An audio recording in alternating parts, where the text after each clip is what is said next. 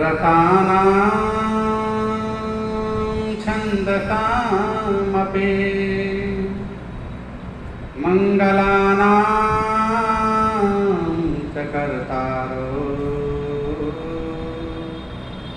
वन्दे वाणिविनायको भवानी शङ्करं वन्दे श्रद्धा विश्वासरूपिणो याभ्यां विना न पश्यन्ति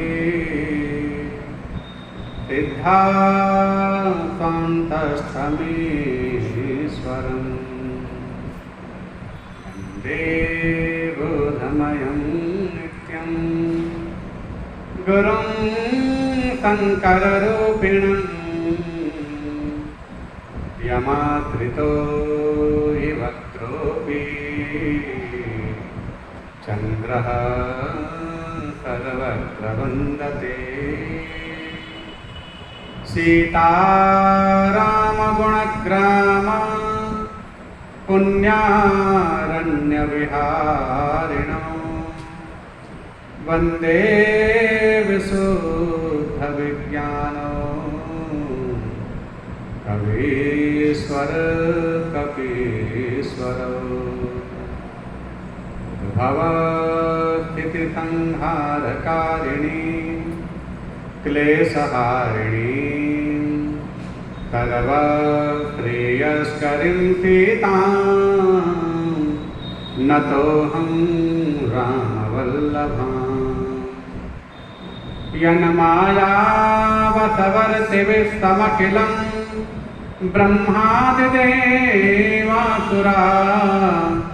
यत् सत्त्वादमृषैव भाति सकलं रज्जो यथा हेर्गमा यत् पादप्लवमेकमेव हि भवां बोधे स्थितिर्तावतां वन्देऽहं तमशेषकारणपरं रामाख्यमीशं हरिं नारायणं नमस्कृत्यं नरं चैव नरोत्तमं देवीं सरस्वतीं व्यासं ततो जयमुदीरये।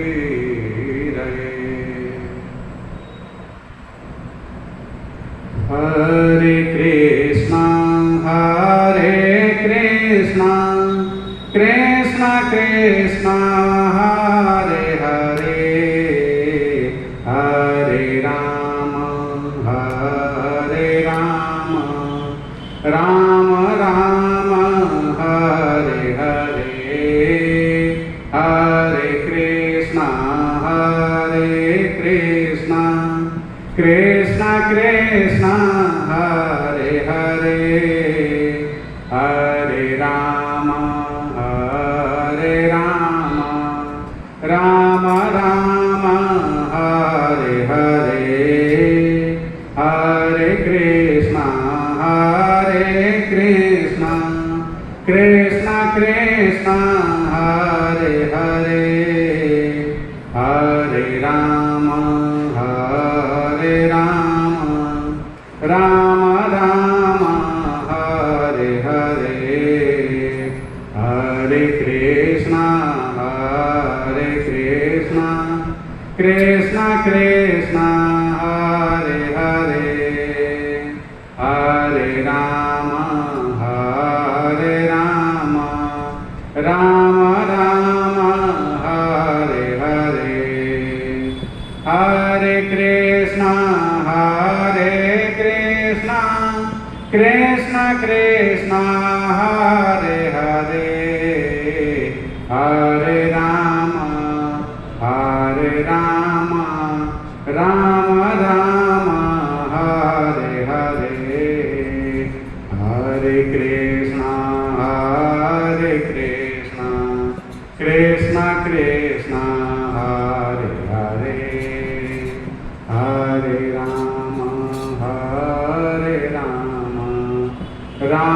राम हरे हरे, हरे कृष्णा कृष्णा कृष्णा हरे हरे, हरे राम राम राम हरे हरे। बोले श्री कृष्णचंद्र भगवान की जय, श्री सद्गुरुदेव महाराज की जय, श्री शंकर भगवान की जय, श्रीमद् भगवद गीता की जय, श्री गौ माता की जय, भक्त और भगवान की जय, श्री तुलसी महारानी की जय, श्री वेद व्यास जी भगवान की जय, समस्त संतन की जय, समस्त भक्तन की जय, समस्त विप्रन की जय। जय जय श्री राधे निताई गौर हरि बोल।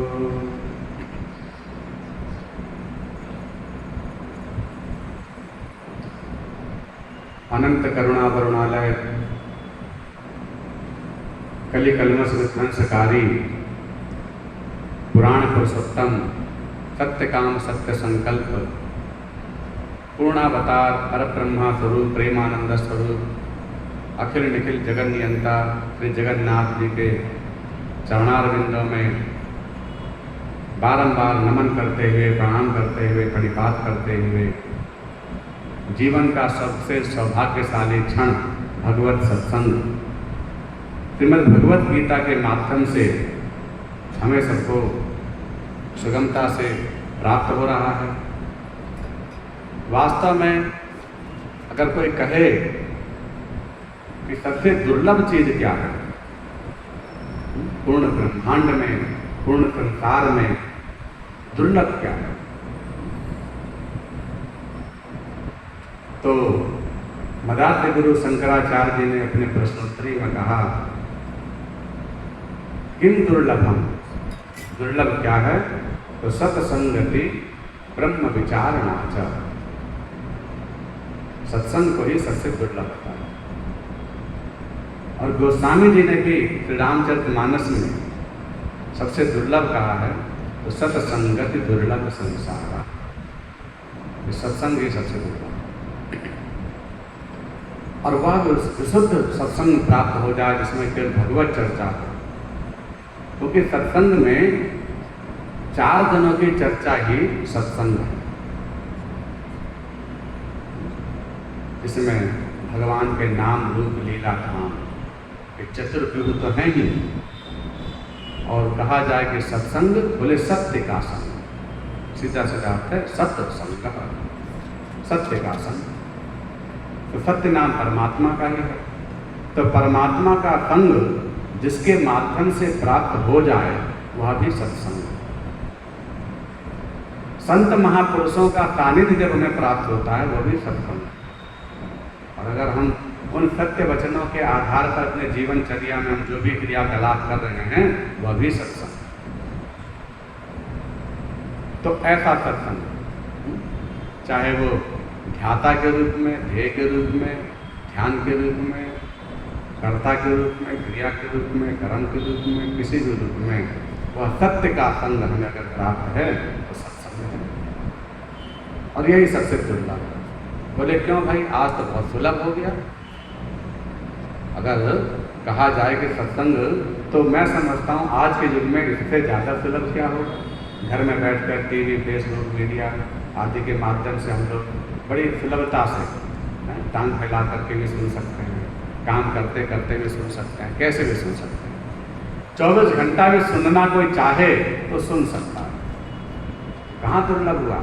नहीं, उसमें भी दुर्लभ है, क्योंकि दुर्लभ जब लिखा है तो दुर्लभ ही रहेगा।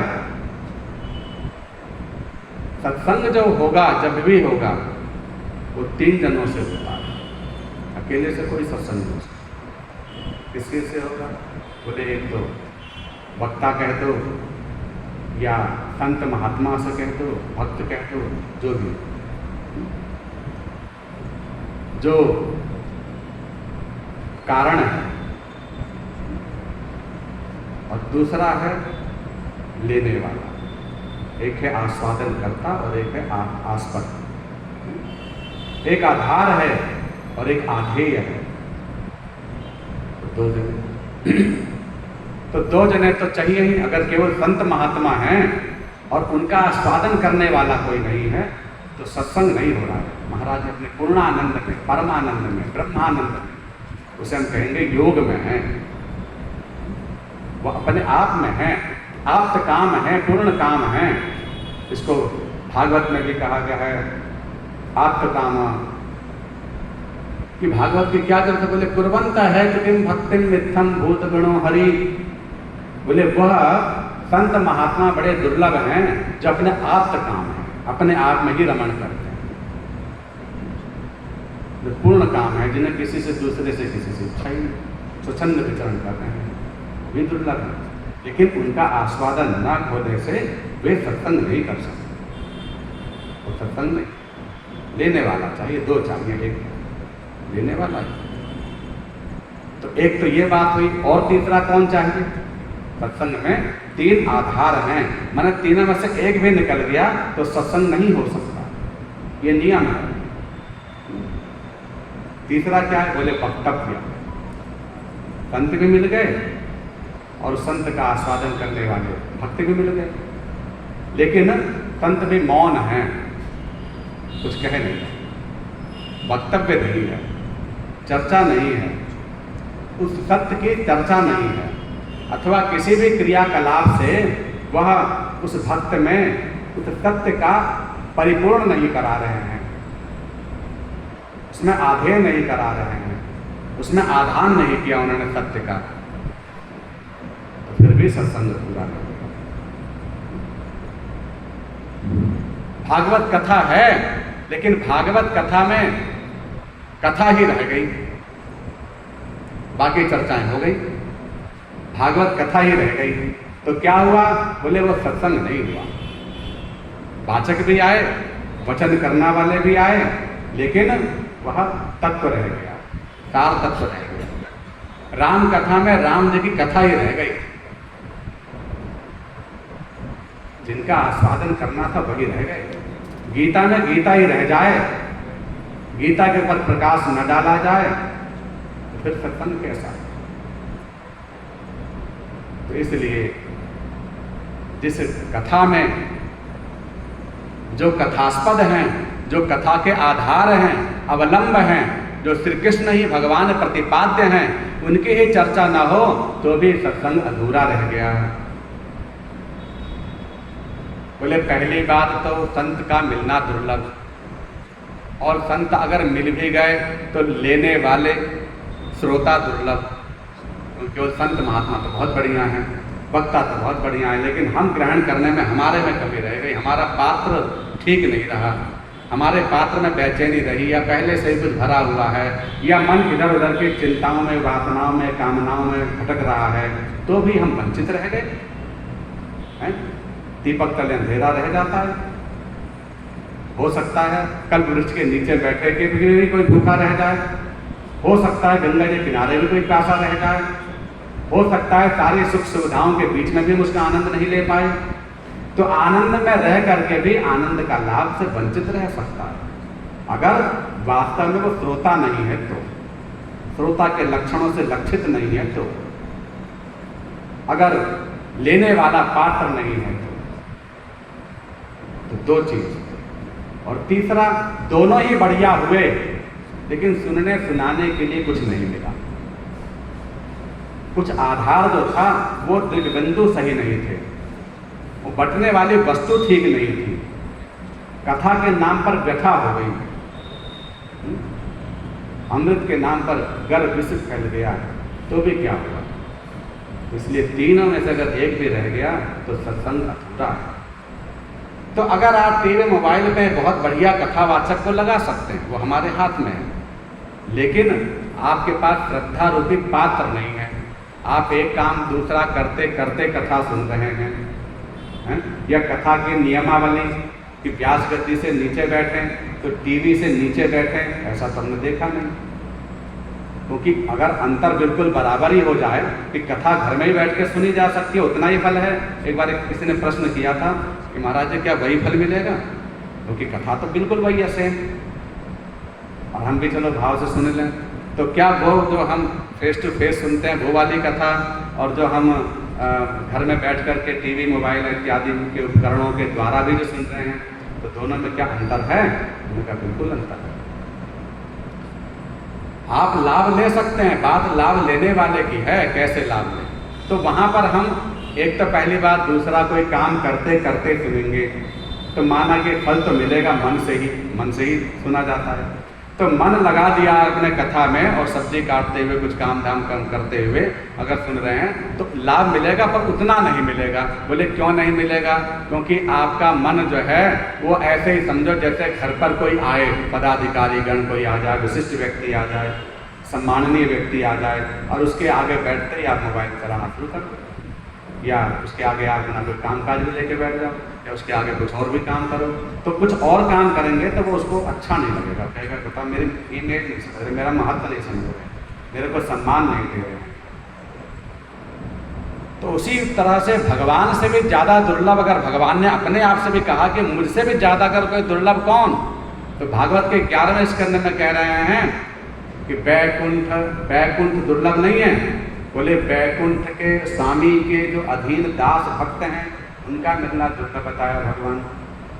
भगवान कह रहे मुझसे भी ज़्यादा दुर्लभ है मेरे भक्त, और मेरे भक्तों का किया हुआ सत्संग वो दुर्लभ है। भगवान ने अपनी दुर्लभता तो गीता में भी नहीं बताई कि मेरी दुर्लभता, बल्कि कहा भी तो कहा दुर्लभ कैसे। तो भगवान गीता के माध्यम से अर्जुन को उपदेश देते हुए कह रहे हैं कि परम 18वें अध्याय के लास्ट में कि इदम ते परमं गुह्यम, ये बड़ा गोपनीय ज्ञान है जो मैं तुझ जैसे अधिकारी को पाकर दे रहा हूँ। सबके लिए नहीं कहा, इदम ते परमं गुह्यम, परम गोपनीय ज्ञान दे रहा हूँ।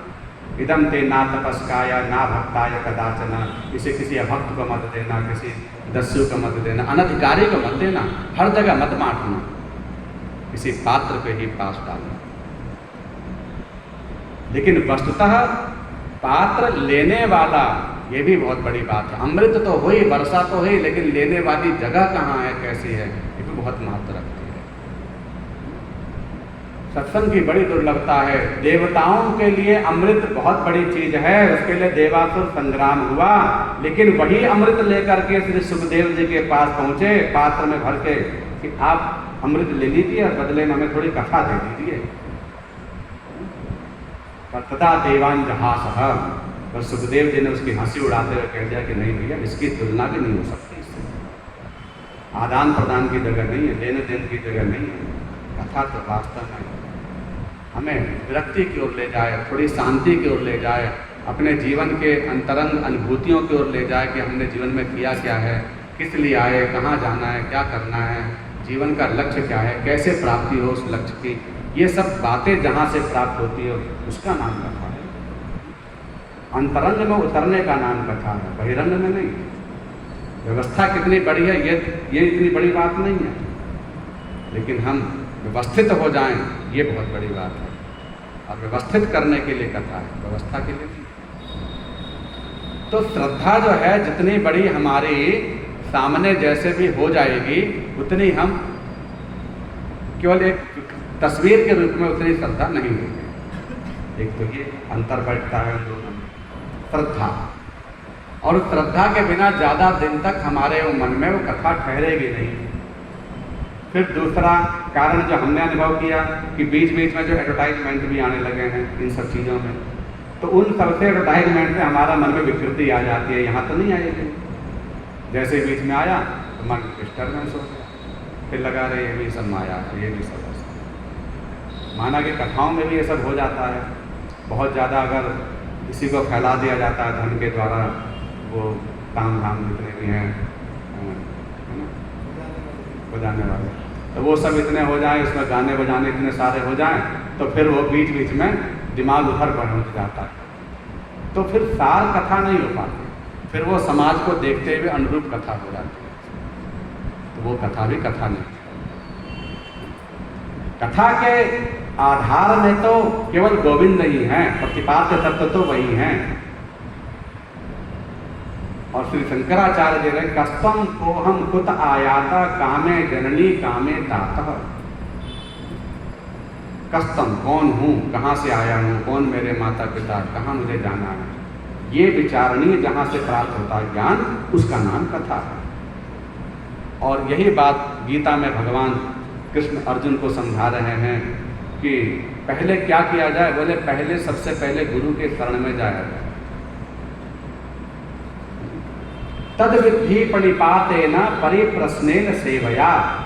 तद विद्धि प्रणिपातेन, छठे अध्याय में उनके शरण में जाओ, सरेंडर हो जाओ। कैसे? बोले प्रणिपात, दंडवत, नमन कर लो।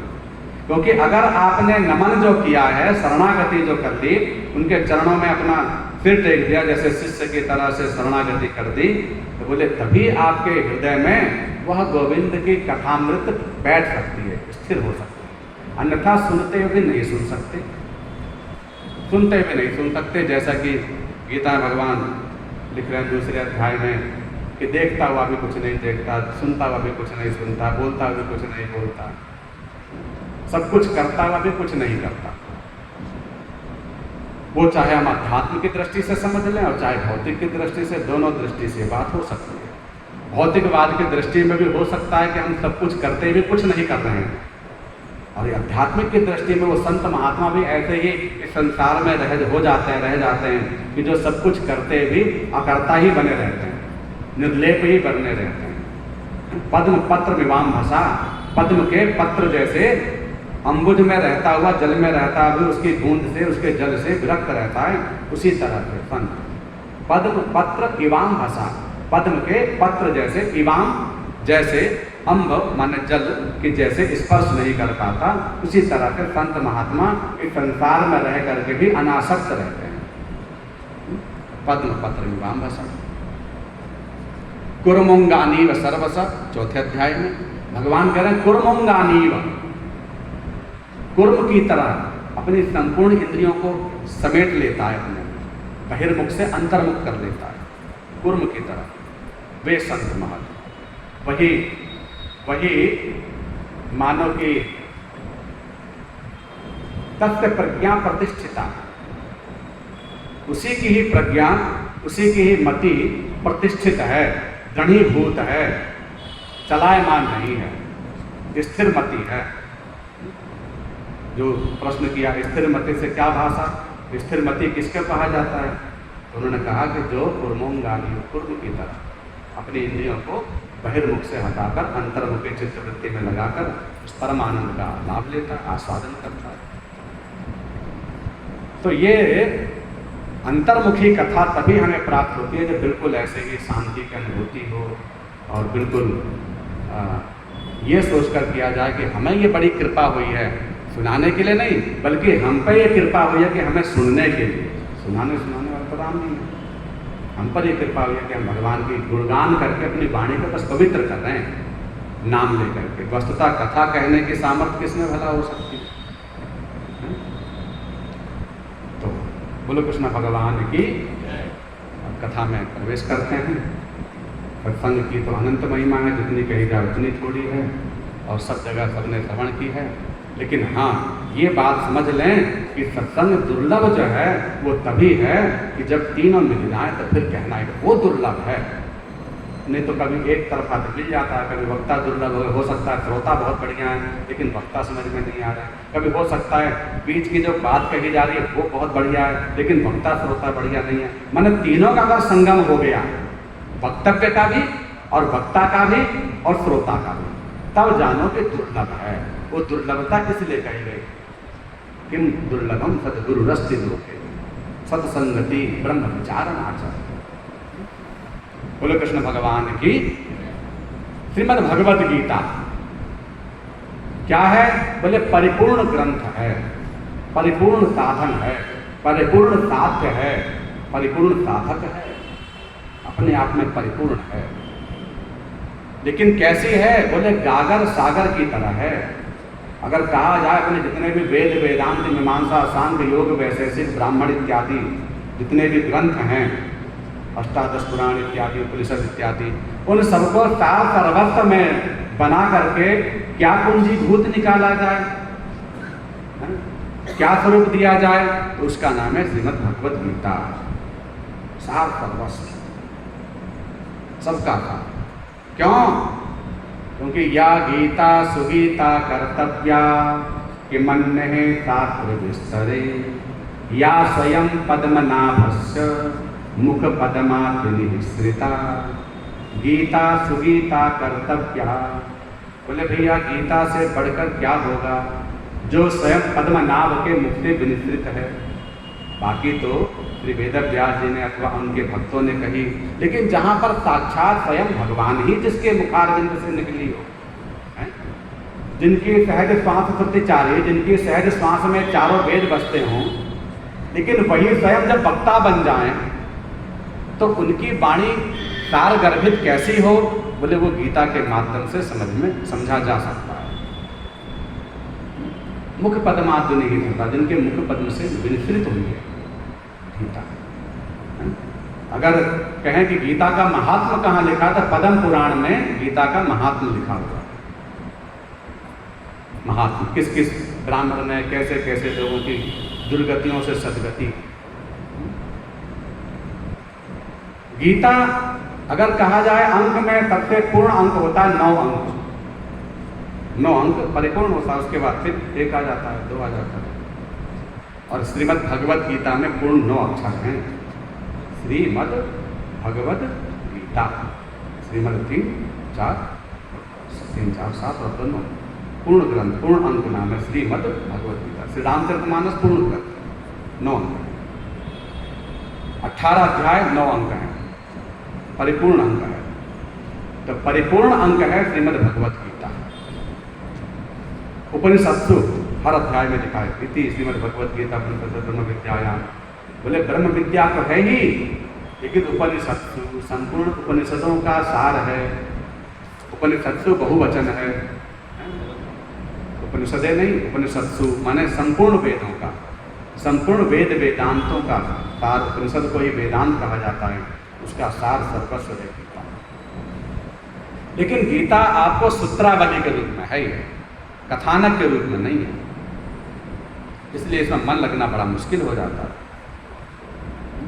इसको तो वही समझ सकता है जिसने बहुत गीता का अध्ययन किया हो, सुना हो, समझा हो, क्योंकि अध्यात्म से, कुछ ब्रह्म से, वेदांत से ही इसका संबंध है। गीता को सूत्रात्मक रूप से कहा गया है यहाँ, और कहा कि इन सूत्रों का भाष्य कहाँ किया गया, इन सूत्रों को व्यास कहाँ कहा गया। बोले ये तो सूत्र के रूप में यहाँ तो समास किया गया है। इसे क्या कहेंगे? बोले वेदों का समास। समास कहते हैं छोटे को, किसी बड़े बात को छोटे करने का कहते हैं समास, और किसी छोटी बात को बड़े करने को कहते हैं व्यास। ये व्यास और समास में अंतर है। तो बोले कि अगर व्यास करना हो तो बोले पुराण पढ़ो। तो सारे अष्टादश पुराण क्या हैं? बोले इस गीता के ही व्यास हैं, विस्तार है। और उन्हीं 18 पुराणों को सार पढ़ना हो तो बोले गीता पढ़ लो, ये समास है। और कहा जाए कि इस गीता में जो किया है, जो बताया गया है, उसको जीवन में उतारा किसने, ये कहाँ जाने? बोले भक्तमाल पढ़ लो।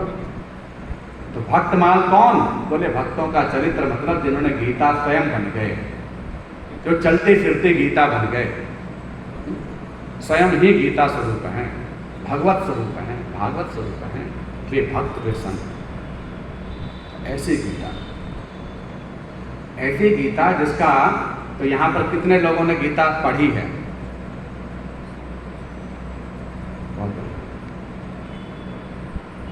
अच्छा, तो विनय भाई साहब जानते ही हैं कि हमें अच्छा लगता है प्रश्न।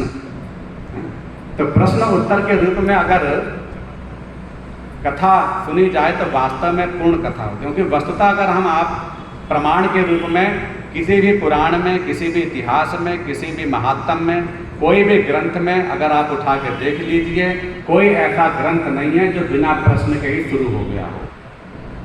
नियम है ये, चाहे भागवत हो, रामायण हो, गीता हो, एकादशी महात्म, वैशाख, कोई सा भी महात्म हो, कोई भी पुराण हो, पहले किसी ने कुछ पूछा तब किसी ने कुछ कहा। बिना पूछे कोई ग्रंथ शुरू नहीं हुआ, क्योंकि शास्त्र कहता है ना पृष्ठ कसिचित् गुरु यान अपने नामने न पृच्छति। शास्त्र कहते हैं कि बिना पूछे कुछ मत कहो। जहाँ जिज्ञासु हो, जहाँ उसकी कद्र हो, जहाँ उसका सम्मान हो, वहीं पर कुछ कहो। और ज्ञान तो अमृत कहा गया है, तो इस अमृत को हर जगह कैसे बांटा जा सकता है? तो पात्र में ही डालो। इसलिए निसंकोच होकर के हम ये नहीं कह रहे कि हम जानते हैं, पर हम ये सोच करके कि हमें खुद सीखना है। हो सकता है कोई नई बात मिल जाए, कोई नई शिक्षा मिल जाए, किसी का कोई प्रश्न हमारे ही हृदय पर लगकर कोई उसके नया ज्ञान मिल जाए, तो इसलिए निसंकोच होकर के पूछा जा सकता है। चाहे वो गीता के अंतर्गत हो, चाहे भागवत रामायण, किसी भी धर्म से संबंधित हो, तो वो निसंकोच होकर पूछ लें। हमें कोई ऐसा नहीं है कि कुछ महात्मा है, हम तो आप जैसे ही कथा सुनने के लिए बैठे हैं। तो कोई भी पूछे, कुछ भी पूछे, पूछने से भाव बन जाता है, श्रद्धा बन जाती है, जिज्ञासा बन जाती है, और एक वक्तव्य मिल जाता है, कहने का आधार मिल जाता है, और एक शास्त्र की प्रतिक्रिया पूरी हो जाती है।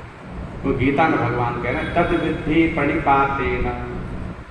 हे अर्जुन, पहले तो गुरु की शरण में जाएं, प्रणिपात हो जाएं, परिप्रश्नेन सेवया, 6वें अध्याय। फिर उससे जाकर प्रश्न करें, परिप्रश्नेन सेवया, प्रश्न करें, पूछें उनसे अपने उद्धार के लिए, अपने ज्ञान के लिए, भाव भक्ति, कर्म योग, ज्ञान योग, भक्ति योग, कुछ पूछें। फिर क्या करें? उपदेक्षन्त ते ज्ञानम ज्ञानिनः तत्त्वदर्शिनः। उपदेक्षन्त ते ज्ञानम, तब गुरुजी उसे उस ज्ञान का उपदेश करेंगे। ज्ञानिनः तत्त्वदर्शिनः, क्योंकि वो तत्वदर्शी ज्ञानी महात्मा पुरुष उसके अनुरूप कथा करेंगे। कथा तो अनंत है, हो सकता है मेरा भाव कुछ और हो, आपका भाव कुछ और हो, लेकिन आपके भावानुरूप कथा होगी तो आपके समझ में आएगी, नहीं तो वो ज़्यादा समय तक स्थिर नहीं रह जाएगी।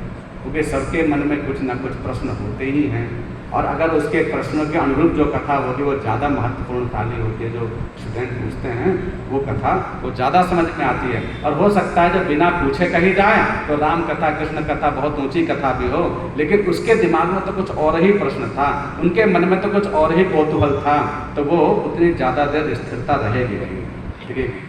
इसलिए जिज्ञासा बहुत बड़ा सूत्र है। ब्रह्म सूत्र का सबसे पहले सूत्र का नाम है अथातो ब्रह्म जिज्ञासा। धर्म सूत्र का सबसे पहला सूत्र है अथातो धर्म जिज्ञासा, कि पहले जिज्ञासा तो हो, जिज्ञासा। इसलिए संकोच होकर गीता से संबंधित तत्व कहीं से बोलो कृष्ण भगवान की ऐसी गीता जिसके अंदर 18 अध्याय हैं और लगभग 700 श्लोक हैं, महाभारत ग्रंथ से वर्णित है। इसलिए जो एक बहुत बड़ा संशय भी कुछ लोगों में बना रहता है कि महाभारत ग्रंथ घर में नहीं रखना चाहिए, महाभारत नहीं पढ़ना चाहिए, महाभारत नहीं, मैंने सुना है, तो वो गलत है। क्योंकि महाभारत अलौकिक ग्रंथ है, परिपूर्ण ग्रंथ है। महाभारत ग्रंथ से ही रामचरितमानस, महाभारत से ही सब पुराण निकले हैं, और महाभारत से ही पूरी गीता निकली।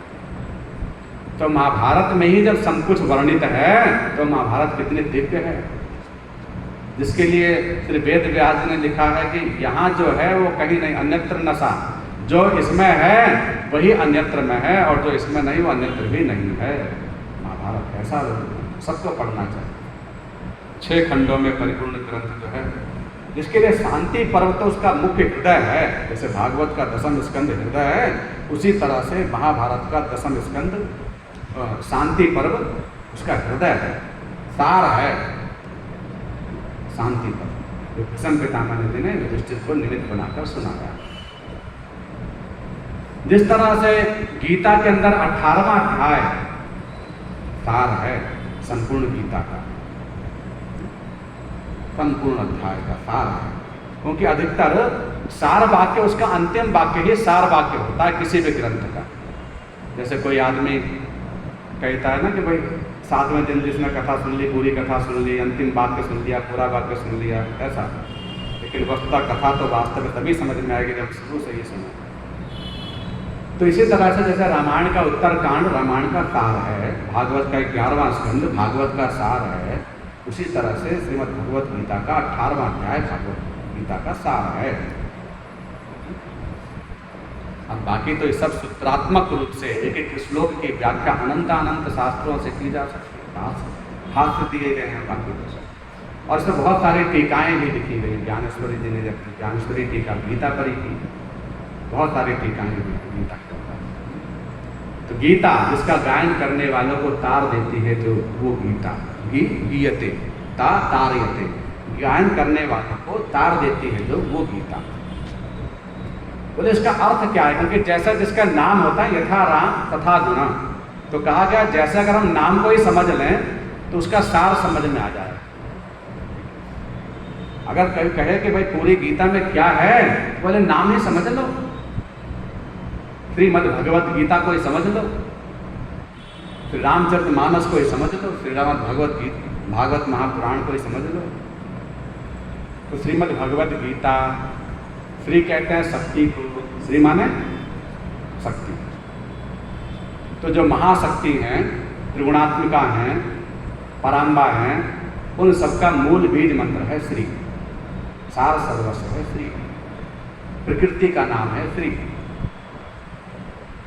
तो भगवान कहते हैं सबसे पहले श्री, वो शक्ति।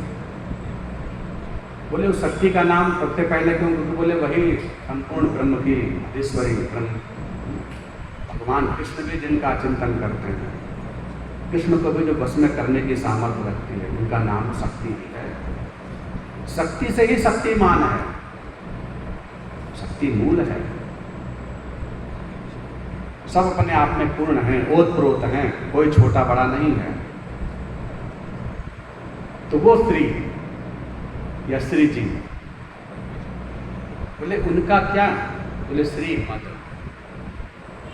श्रीमद हर जगह नहीं लगा हुआ, यहाँ तो भागवत में लगा है, तो यहाँ लगा। मद क्या मतलब? मद कहते हैं अहंकार भौतिक में, और मद का अर्थ होता है स्वाभिमान। अभिमान का भी नाम मद है। बोले मद का यहाँ पर प्रयोजन क्या है? बोले अभिमान तो गलत है, लेकिन स्वाभिमान गलत नहीं है।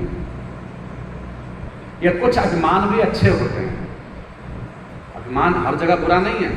अगर हर जगह बुरा होता तो हनुमान जी कह रहे हैं, यह अभिमान जाए जनी मोरे। हे राम जी, ये अभिमान मेरे से कभी दूर मत करना, ये सदा मेरे अंदर अभिमान बनाए रखना। कौन सा? यह अभिमान जाए जनी मोरे, मैं सेवक रघुपति पति मोरे। मैं सेवक हूँ, आप मेरे स्वामी हैं, मेरे स्वामी हैं, मेरे राम हैं, मेरे रघुनाथ हैं, मेरे राम। ये अभिमान मेरे से दूर ना हो, अभिमान सदा बना रहे। कुछ स्वाभिमान होते हैं। ब्राह्मण का अगर ब्रह्मत्व पर अभिमान स्वाभिमान ही है, उसे होना चाहिए, गर्व होना चाहिए। वैष्णव का वैष्णवत्व उसका स्वाभिमान है, उस पर उसे गर्व करना चाहिए। मनुष्य का मनुष्यत्व उसका स्वाभिमान है, उस पर उसे गर्व होना चाहिए। भौतिकवाद में जो चीजें हमें प्रदत्त हैं वो अभिमान है, लेकिन जो भगवत प्रदत्त हैं वो स्वाभिमान है। तो अभिमान, स्वाभिमान। स्त्री का स्वाभिमान क्या है? बोले उसका पति, लेकिन नहीं, उससे भी बड़ा है उसका भक्त, तो उसका प्रिय है, उसका जो भी प्रिय है, प्रिय। तो प्रियतमा का प्रिय ही उसका स्वाभिमान है। यहां पर श्री जी का मद क्या है? भागवत या भगवत। तो यहां पर प्रयोजन वही है। बोले वहां एक भागवत शब्द है, एक भगवत शब्द है। भागवत मतलब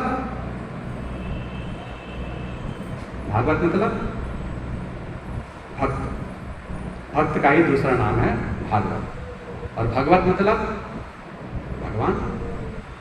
भगवान ने कही वो भगवत, जो भक्तों ने कही वो भागवत, या भागवत भक्त से ही बना।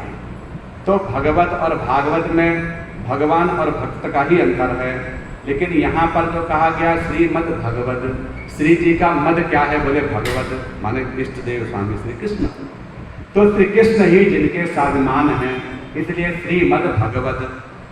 श्री जी का मद है कौन? भगवत, भगवान। और बोले उनका गान करने वाले, उन भगवत का ज्ञान करने वाले जो भक्त हैं वे दोनों ही आ गए इसमें, इसलिए परिपूर्ण है ये। कोई ये ना समझे कि भक्तों का गुणगान नहीं है। भक्तों के लक्षण बताए हैं 12वें अध्याय में, कि जिसके अंदर राग मर्स नहीं है, जिसमें लुलुपता नहीं है, जिसमें ये गुण, सब लक्षण बताए हैं, भक्तों के लक्षण बताए हैं। तो उन लक्षणों से लक्षित भक्त की ही भगवान कह रहे हैं कि वही मेरा मद है, वही मुझे पाने वाला है, वही भक्त ही मुझे पा सकता है। भक्त के नाम हम कितने भी रखते हैं, भक्त का स्वरूप कितना भी ले लें, भक्त के जैसे बन जाएं, बोले वो सब नहीं। जो गीता के माध्यम से जो लक्षणों से लक्षित हैं, अनपेक्षा सचिदाक्ष, जो अनपेक्ष हैं, शुचि हैं, निर्वैर हैं, समदर्शी हैं, समलोष्टास्म कांचन, जो लोष्ठ में और कांचन में समता रखने वाले हैं, यो मद भक्ता समेत, यह वही भक्त मुझे प्रिय है। ऐसे जो भक्तों के लक्षण हैं भगवान कह रहे हैं, वे भक्त गीयते, वही मेरा गुणगान करते हैं। गीता और वही उनको ही दान देने वाली है। तो जिसमें गीता माने गान करने वाले और भगवत माने स्वयं श्री कृष्ण, और इन दोनों का मद किसको है, बोले श्री जी को। तो श्री मद भगवत और गीता, तो इसलिए श्रीमद भगवत गीता ऐसे परिपूर्ण है,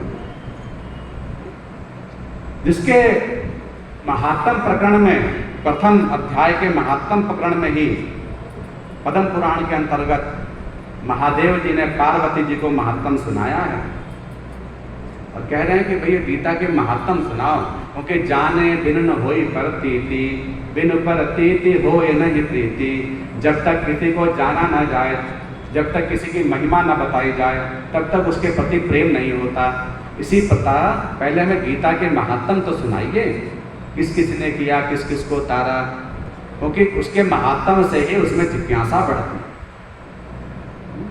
महात्म के बिना उसमें रुचि नहीं पैदा होती। इसलिए महात्म अवश्य सुनना चाहिए। एकादशी महात्म जो पढ़ते हैं ना हम लोग, वो महात्म है। एकादशी क्या है वो अलग चीज है, क्या है वो अलग है, और एकादशी महात्म माने एकादशी की महिमा जिसमें लिखी हुई है वो है। दोनों में अंतर है। एकादशी क्या है ये अलग विषय है, वो अलग है, वो उसमें महात्म में नहीं लिखा है। और एकादशी महात्म माने एकादशी की महिमा, किस किस ने किया, किस बता दिया। तो महात्म अलग चीज है और वस्तुतः तत्व एक अलग चीज है। गीता तत्व ज्ञान है, और इस तत्व ज्ञान के पढ़ने वालों की महिमा है भागवत। इस तत्व ज्ञान को करने वालों की महिमा है भक्तमाल। लेकिन तत्व ज्ञान कहाँ है, बोले गीता तत्व ज्ञान। तो गौरी शंकर संवाद में माँ पार्वती जी शंकर जी से पूछती हैं कि आप किसका ध्यान लगा रहे हैं। बोले अरे उन्हीं के ध्यान में सदा निमग्न रहता हूँ, श्री कृष्ण भगवान के। बोले अच्छा। तो महालक्ष्मी बोले जो आप बताइए उनके बारे में थोड़ी। तो बोले देखो इस वक्त महालक्ष्मी जी भी श्री कृष्ण भगवान का चिंतन, नारायण के चिंतन में लगी हुई हैं। महालक्ष्मी जी ने नारायण जी से पूछा कि जरा आप बताइए कि आप किसका ध्यान में मग्न। क्षीर सागर के शेष सैया पर लेटे हुए आप भी अपनी आंखों को बंद किए मंद मंद मुस्कुरा रहे हैं। मालूम पड़ता कुछ अलौकिक लीला रहस्य में आप चिंतन में हैं। तो आप भी किसी के चिंतन में हैं। आप तो सर्वे सर्वा नारायण मैं नहीं हूँ, मैं भी ध्यान में ही हूँ। बोले आप भी ध्यान में, तो आप बताइए किसके ध्यान में है। तो बोले चाहे वो नारायण हो चाहे वो शिव हो, दोनों ने यही कहा। बोले हम अपनी आत्मा का ध्यान कर रहे हैं। कृष्ण भगवान की आत्मा का नाम क्या है, श्री राधा। तो उन्होंने कहा मैं आप रमण कर रहा हूं, माने राधा रमण। राधा रमण माने आत्मरमण, अपनी आत्मा में ही जो रमण करते हैं, इसलिए नाम राधा रमण। तो बोले ये यम राधा यश्च कृष्ण क्रीडनार्थम दुधाभूत। राधाता पतनीयोपनिषद में वो कह रहे हैं अरे जो एक ही तत्व अपने बस अपने ही प्रेम का, अपने ही रस का आस्वादन करने के लिए एक से दो बन गए, एक से दो बन गए स्वयं एक ही। बोले ऐसे मैं अपनी आत्मा का ही ध्यान में करता हूँ। उसी तरह नारायण भगवान कह रहे हैं मैं अपनी आत्मा का ही ध्यान कर रहा हूँ। और मेरी आत्मा वो निर्गुण निर्विकार कूटस्थ चिन्मय के सब स्वरूपों से युक्त है। उसको जब स्वरूप देना चाहता हूँ तो कोई भी एक स्वरूप दे देते हैं, एक स्वरूप दे देते हैं, कोई भी स्वरूप हो सकते हैं, क्योंकि वस्तुतः वो परमात्मा एक ही हैं, चाहे उन्हें राम कहो, चाहे कृष्ण कहो, चाहे शिव जी कहो, चाहे देवी जी कहो, कुछ भी कहो। लेकिन वस्तुतः तत्व से जब तक नहीं जानेंगे तब तक हमारे अंदर भ्रम फैलता ही रहेगा, हमेशा फैला ही रहेगा। हम कभी उधर कभी इधर भटकते रहेंगे, कभी कुछ सुनेंगे, अरे ये बड़े वो बड़े, छोटा बड़ा छोटे बड़े, लेकिन उस भटकाव को कौन हटाएगा? बोले गीता को जिसने समझ लिया, क्योंकि इसके अंदर है तत्व ज्ञान। तत्व शब्द हर जगह प्रयोग आया है, जगह जगह पर तत्व तत्व तत्व। और तत्व क्या है? बोले तत्व जो होता है सार ही होता है, सार को ही तत्व कहते हैं। जैसे औषधियों की दवाइयों पे भी लिखा होता ना तत्व, तो तत्व सार को ही कहते हैं। और सार क्या है? बोले वो गीता को बहुत बारीकी से समझो, में गीता को समझना बड़ा कठिन है, इसको समझाना भी बड़ा कठिन है। श्री परम पूज्य गुरुदेव श्री ज्ञान प्रसाद जी, कुटिया में लिखा हुआ है, कई जगह उनके पदावली उनके भाव, तो उसमें एक जगह लिखा था, बोले सो डूबे सो बोले नहीं, डूबे सो बोले नहीं, और बोले सो अनजान, गहरा प्रेम समुद्र को डूबे चतुर सुजान, गहरा प्रेम समुद्र को डूबे चतुर सुजान। कोई बिरला ही डुबकी लगाता है, और जिसने डुबकी लगा ली फिर बोलने लायक नहीं रह जाता है। बोले सो डूबे नहीं, और जो डूब गया उसे सुन नहीं पाता, गूंगे की तरह हो जाता है। तत्व ज्ञान को समझ लिया तो उसने समझ लेगा कि कृष्ण का मूल स्वरूप क्या है।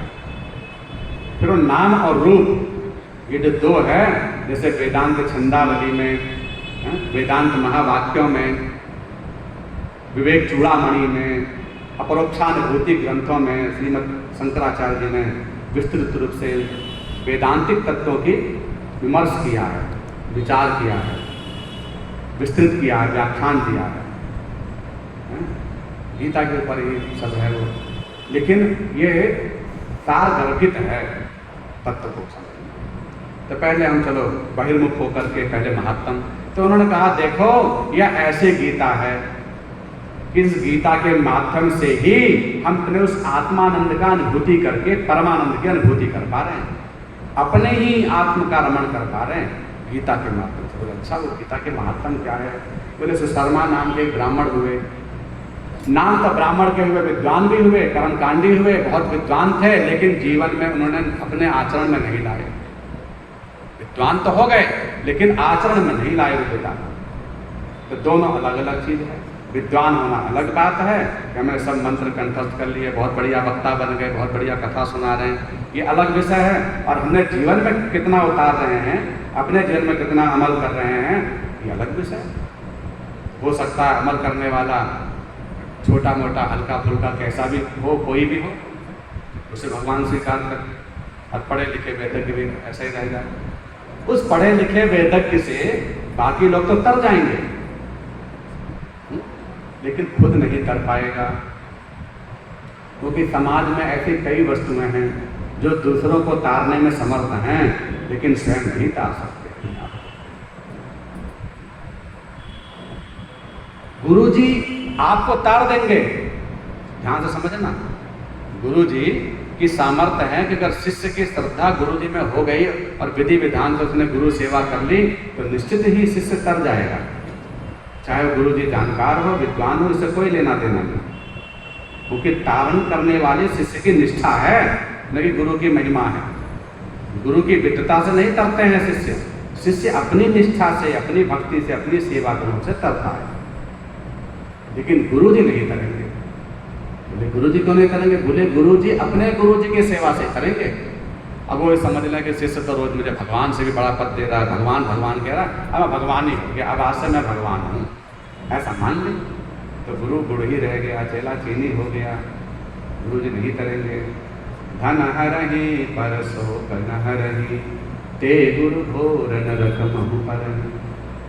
गुरु का उद्धार नहीं होगा। उद्धार जिसका भी हुआ अपने जीवन में उतारने से हुआ, चाहे कोई भी हो, सीधी सी बात यही है।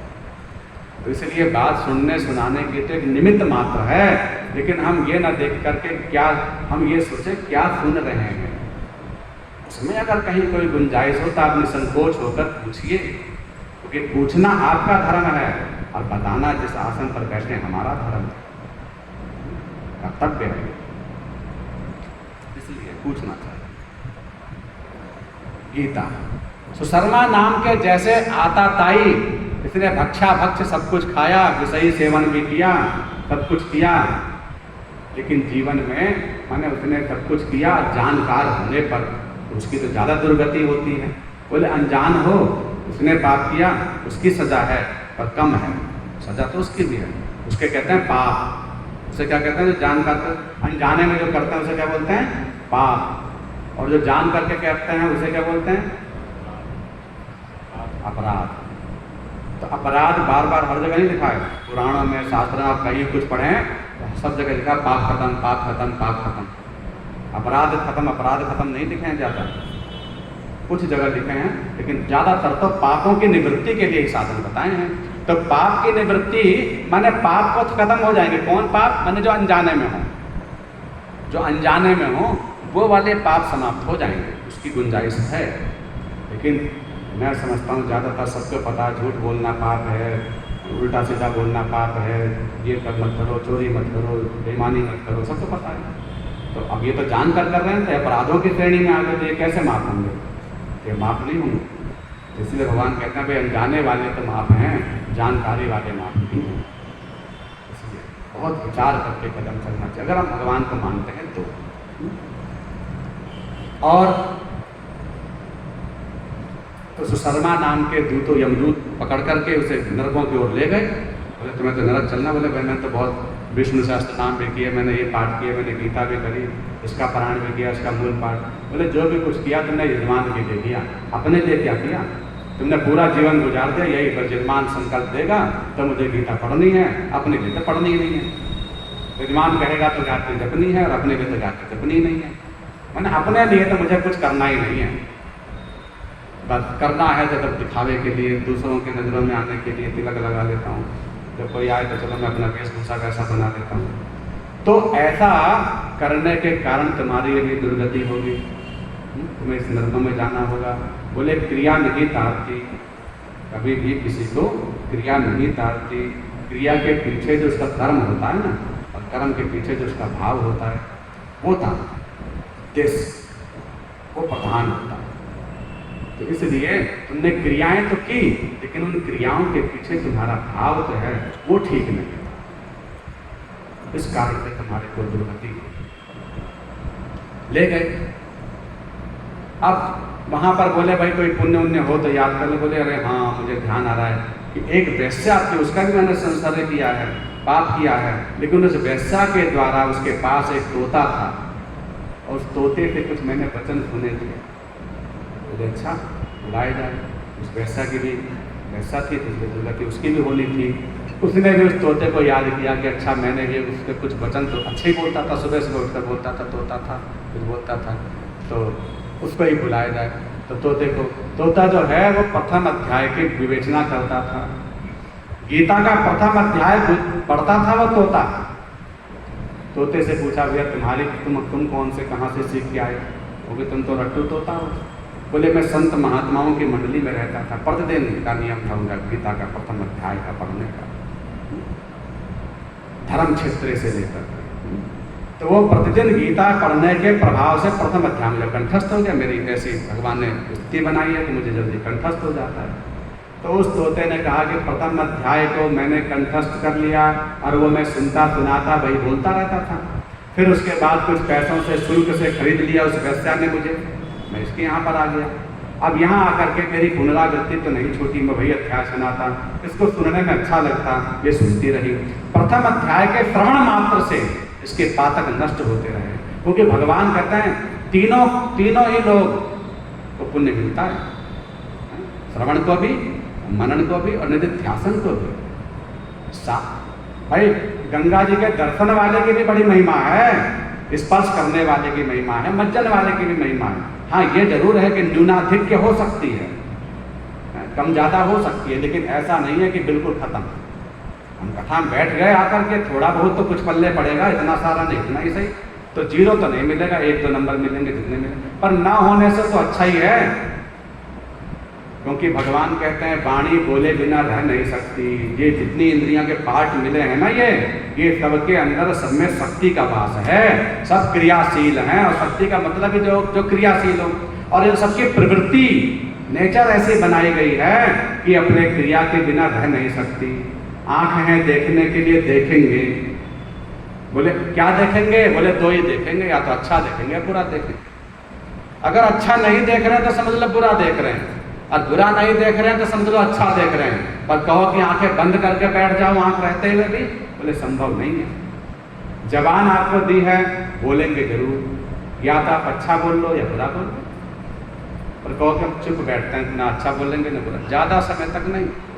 ज़्यादा समय आप मौन नहीं रह सकते वाणी रहते, बहुत दुर्लभ काम है। तो फिर क्या करें, बोले अब भक्ति योग में लग जाओ। ज्ञान योग कहता मौन रहो, लेकिन भक्ति योग कहता है कि ऐसी वाणी बोलो जिससे कि दूसरों को सुख मिले, आनंद मिले, भगवान की भक्ति हो, प्रेम हो।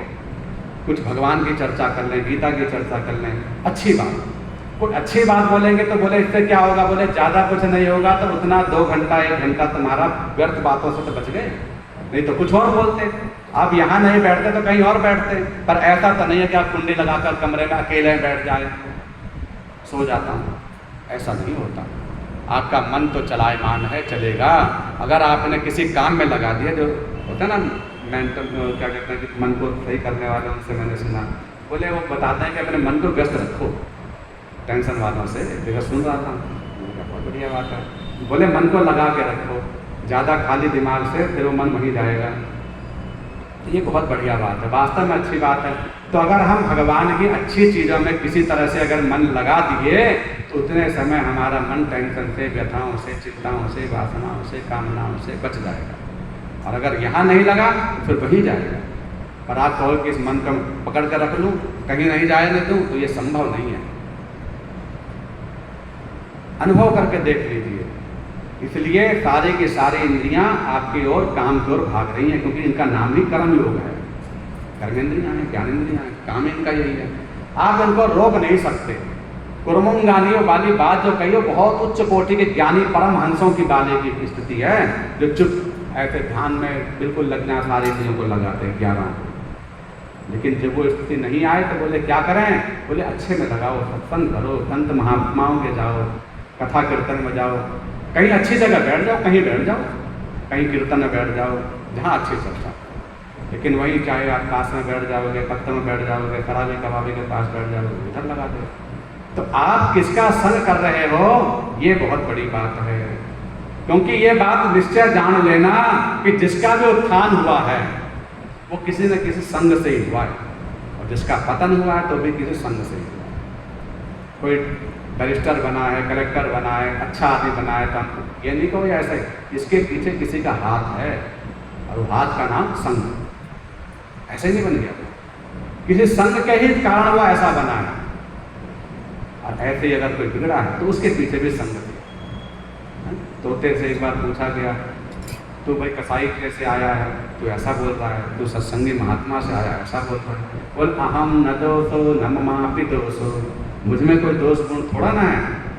संसर्ग दोषो हि गुणा भवन्ति, मैंने जैसा संग किया वैसा बोल रहा हूँ। तो इसलिए अगर कोई आदमी अच्छा दिखाई दे रहा है तो ये अच्छा है, इतनी ही बात पर्याप्त नहीं, इसके पीछे किसी का हाथ है, उसके बारे में भी सोचो। ऐसे ही वो अच्छा नहीं बना, और कोई आदमी बुरा है तो वो वैसे ही बुरा नहीं बना, वो भी किसी के पीछे उसका हाथ है। इसलिए हर घड़ी, हर पल, हर क्षण हमें बस एक ही ध्यान लगाना है कि हम किसके संग कर रहे हैं, किसके साथ बैठ रहे हैं, किसकी बोली बोल रहे हैं, किसके साथ चल रहे हैं, किसके साथ व्यापार, व्यवहार, आहार, आचार, विचार, सब कुछ किसके साथ। हमारा पर्यावरण, माहौल देखते हैं ना बच्चों का एडमिशन कराने से पहले, तो वही बात हमारे मरने दम तक रहती है कि हम किसके साथ हैं। तो अगर ये संगति बदल गई तो समझ लो सब कुछ बदल गया, और ये नहीं बदला तो कुछ नहीं बदला, क्योंकि रंग हमारे पर संग का ही चढ़ना है। बोल कृष्ण भगवान की। गीता का आरंभ कहाँ से हुआ, सबसे पहला श्लोक का नाम क्या है, कोई बताए। धर्म से बहुत। और विश्राम कहाँ पर हुआ, सबसे अंतिम श्लोक की लाइन मम, यत्र योगेश्वरः कृष्णो यत्र पार्थो धनुर्धर तत्र तिर्विजयोर्भूति ध्रुवानी तिर्मतिर्मम। गीता का 18वां अध्याय का अंतिम श्लोक।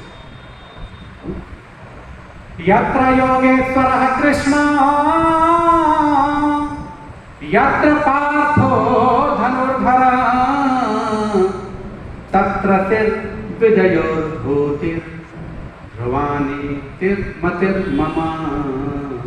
मम मम पे विश्राम हुआ और शुरुआत हुई है धर्म से।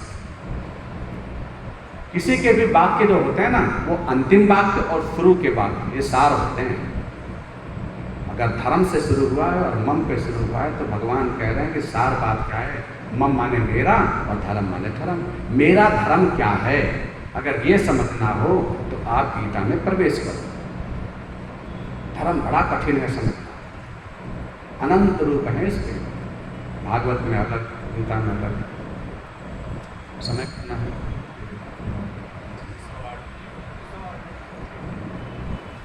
धर्म, धर्म पर आरंभ हुई गीता। अगर कोई पूछे कि भागवत में सार क्या है, कोई थोड़े शब्द में बताओ कि भागवत क्या है, तो आप बताना कि भागवत का आरंभ कहाँ से हुआ। तो भागवत के सबसे प्रारंभ का श्लोक है ज से शुरू हुई। जन्माद्यतन्वयादितरतश्चार्थेष्टभिज्ञः स्वराट् तेने ब्रह्म हृदयादि कवये मुह्यन्ति यत् सूरयः तेजो वारिमृतां यथा विनिमयो यत्र त्रिसर्गो मृषा धाम्ना स्वेन सदा निरस्तकुहकं सत्यं परं धीमहि। सत्यं परं धीमहि। जन्माद्यस्य प्रथम स्कंद का प्रथम श्लोक है, ज से शुरू हुआ। और विश्राम कहाँ पर हुआ? तो भागवत का अंतिम श्लोक है नाम संकीर्तनम यस्य सर्वपाप प्रणाशनम प्रणामो दुख समनस्तम नमामि हरि परम। माँ पे विश्राम हुआ। अर्थ क्या हुआ? बोले ज और माँ। जो जन्म और मरण इन दोनों से मुक्ति दिला दे उसका नाम है भागवत। जन्म से मरण के बीच में क्या करना चाहिए और मरणांत कालिक अवस्था में जीव को क्या करना चाहिए, ये केवल 2 ही प्रश्न पूछे थे परीक्षित ने। बस बाकी तो बातें पूछते रहे, लेकिन सबसे आरंभिक सुखदेव जी के पास बैठते ही केवल 2 ही श्लोक, चौथा नहीं, केवल 2 ही बात उन्होंने पूछी कि मरणांत कालिक जीव को क्या करना चाहिए और जन्म से मरण पर्यंत किम स्मर्तव्यम भजनीयम ब्रूहि यद्वाय परेयम, क्या करना चाहिए बताइए। इन 2 को ही विस्तृत व्याख्या द्वादश स्कंद में की। और एक है रामायण। ये 3 सोपान है इस कलिकाल के, आधारभूत हैं। मैंने जिन्होंने इन 3 को नहीं पढ़ा तो समझो कुछ पढ़ा ही नहीं। इसलिए हर गृहस्थी को ये 3 ग्रंथ अवश्य पढ़ने चाहिए, गीता, भागवत, रामायण। लेकिन अब एक और है, वो है भक्तमाल। महाराज जी कहते हैं चतुर्थ स्तंभ है, 4 पिलर के समान है चारों। तो 4 ग्रंथ पढ़ने चाहिए। और बोले क्रम से क्या पढ़ें? अगर कोई आरंभिक में हो तो बोले सबसे पहले भक्तमाल पढ़ो, भक्तों की कथा पढ़ो। भक्तों की कथा से हमारे अंदर भाव बनेगा, जिज्ञासा बनेगी। फिर भक्तमाल के पश्चात आप श्री रामचरितमानस पढ़िए। उसके द्वारा क्या करना चाहिए, क्या नहीं करना चाहिए, विधि निषेध, कर्तव्य का ज्ञान होगा। क्योंकि श्री रामचरितमानस का आरंभ कहाँ से हुआ? आरंभ का श्लोक वर्णानाम अर्थसंज्ञानाम व से शुरू हुई। और कोई पूछे विश्राम कहाँ हुआ? व पे ही विश्राम हुआ। व से आरंभ है और रामायण का व पे विश्राम। दह्यन्तिनो मानवा ते संसार पतंग घोर किरणे दह्यन्तिनो मानवा। वा का मतलब क्या है? बोले व विद धातु से बना है। विद धातु ऐसी धातु है व्याकरण के अर्थ में कि जिससे 4 बातें बनती हैं। विद धातु का अर्थ है जानने के अर्थ में। विद विद्वांसा, विद विद्या, विद्न वेदे, विद्न ज्ञाने। विद धातु से ही बना है वेद। वेद का मतलब जो जानने योग्य है। विद का ही अर्थ है विद्वान, जिसके जो जानता है, जो वेदों को जानता है, इसलिए उसका नाम विद्वान, जानने वाला कहा जाए। विद्वान का अर्थ है जानने वाला। और विद माने विद्या, जिसको जाना जाए, विद्या। और विद्रिन वेदे, जिसके माध्यम से जाना जाए। तो ऐसा विद माने विद्वानों की भी जहां परीक्षा हो जाती है, जो जानने योग्य है, विधि निषेध की जहां विस्तृत व्याख्या है, उसका नाम है श्री रामचरितमानस। कदम कदम पर हमें कर्तव्यों का बोध कराती है। पुराण पुरुषोत्तम, जहाँ पर भगवान श्री नारायण ही श्री राम के रूप में अवतरित होकर के मनुष्य लीला करके हम जैसे जीवों को कदम कदम पर कर्तव्य का बोध कराते हैं। कर्तव्य की परिभाषा क्या है, भगवान श्री राम के स्वरूप से ही पता चल जाएगी। वो है श्री रामचरितमानस, परिपूर्ण धर्म। और धर्म गीता में क्या लिखा है? बोले कोई छोटे बात में पूछे गीता क्या है, बोले जिसमें अपने धर्म को जाना जाए। क्योंकि अर्जुन की यहाँ स्थिति यही है, किम करते मूड हो गया, समझ नहीं आ रहा धर्म क्या है, इतनी विचलितता है, अतर्क, तर्क से परे जिसकी बुद्धि है। ऐसे महागंभीर महाविद्वान धनुर्धारी धनंजय अर्जुन साक्षात नर ही हैं, जो वे भी जिनकी बुद्धि चकरा गई, समझ नहीं पा रही है क्या करूं क्या ना करूं, उनको भगवान समझा रहे हैं। गीता कब शुरू हुई? महाभारत के अंतर्गत तो हुई, लेकिन गीता कब शुरू हुई? बोले हमें जो ये गीता प्राप्त हुई है, ये तो महाभारत के युद्ध से पहले ही हुई, लेकिन वास्तव में जो धृतराष्ट्र को संजय ने जो उपदेश दिया है, धृतराष्ट्र को संजय ने जो उपदेश दिया है, वो महाभारत के शुरू में नहीं दिया है। 10 दिन का युद्ध निकल चुका है। भीष्म पितामह जब सरसैया पर पड़े और भीष्म पितामह के गिरते ही धृतराष्ट्र को लगा कि अब तो निर्णय हो चुका है कि हमारा ये पक्ष मारा जाए। तब संजय जब ये वहाँ की खबर लेकर के आए धृतराष्ट्र के बाद कि भाई ऐसा ऐसा हो गया वहाँ, तो उस बात को सुन करके संजय को रोक लिया। और श्री वेद व्यास जी ने जब पहले धृतराष्ट्र को ही दे रहे थे वो दिव्य दृष्टि, लेकिन उन्होंने कहा कि संजय को दे दो, तो संजय को बात थी, उनसे पूछा कि अब बताएं। बोले कैसे कहें इस बात को? बोले गीता का प्रथम श्लोक ही इस बात का निर्णय कर देता। बोले वो कैसे? पहला श्लोक देखो, इसके पास गीता वो गीता पढ़ें, दोनों काम होंगे ना, अभ्यास में हो जाएगा। तो वो भी और बढ़िया है, अगर सभी लोग गीता तो यहाँ होगी ही, जो लोग भी अगर पढ़ना इच्छुक हों तो अपना गीता ले सकते हैं और अपना अभ्यास भी कर सकते हैं। कल से करेंगे, क्योंकि आज तो थोड़ा वैसे ही करते हैं, तो कल गीता के 2-3 श्लोकों पर विस्तृत चर्चा होगी, बाकी तो गीता अनंत ही है।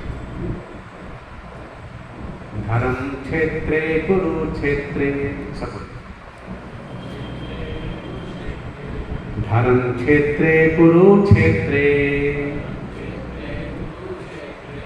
समवेता युत्सवः,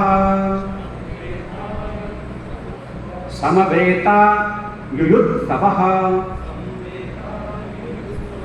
युयुत्सवः, समवेता युयुत्सवः,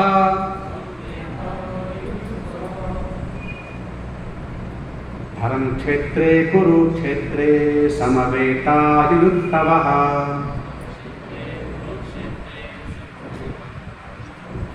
मामकः पांडवाश्चैव,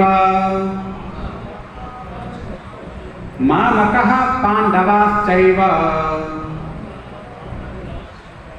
किम कुर्वत संजय, किम कुर्वत संजय। धर्म क्षेत्र सबसे पहला शब्द, धर्म क्षेत्र। अब ऐसी दुर्लभ जो गीता है, जो संपूर्ण वेद वेदांतों का सार सर्वस्व है, वो पहली बात ही सार है। भगवान कह रहे हैं भैया ये जो धर्म क्षेत्र है, कुरुक्षेत्र, एक ही बात को 2 बार क्यों कहा गया? क्योंकि कुरुक्षेत्र को ही यहाँ पर धर्म क्षेत्र कहा जा रहा है। धर्म क्षेत्र का अलग से व्याख्या नहीं है इस श्लोक में, अलग से व्याख्या धर्म की नहीं लिखी हुई है। इसको कुरुक्षेत्र को ही धर्म क्षेत्र कहा जा रहा है। तो जब कुरुक्षेत्र को ही धर्म क्षेत्र कहा जा रहा है तो एक ही बात को दो बात क्यों कही जा रही है? भाई आपका नाम है, आपका नाम है, ये दो बार कहने की क्या जरूरत है? जब कुरुक्षेत्र लिख दिया तो धर्म क्षेत्र की क्या आवश्यकता, और जब धर्म क्षेत्र लिख दिया तो कुरुक्षेत्र की क्या आवश्यकता?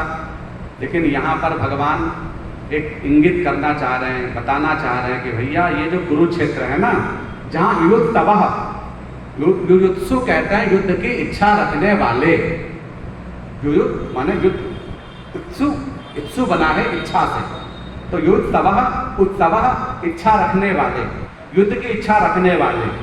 तो युद्ध की इच्छा रखने वाले जितने भी यहाँ पर लोग आए हैं, मेरे पुत्र अथवा पांडव पुत्र, मामका माने मेरे पुत्र, पांडवा पांडव तो वो आए हैं। बोले कौन से स्थान पे?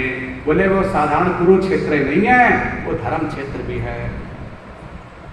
कुरम पुराण में कुरुक्षेत्र के अंतर्गत जितने भी तीर्थ आते हैं उसकी बहुत विस्तारित महिमा है।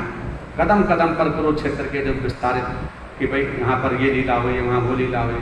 तो एक बार राजा कुरु जो हुए, कुरुवंशियों के राजा कुरु, तो उन कुरु राजा के राज्य में भी अकाल पड़ा, ऐसा ही जैसे जनक जी के यहाँ पड़ा।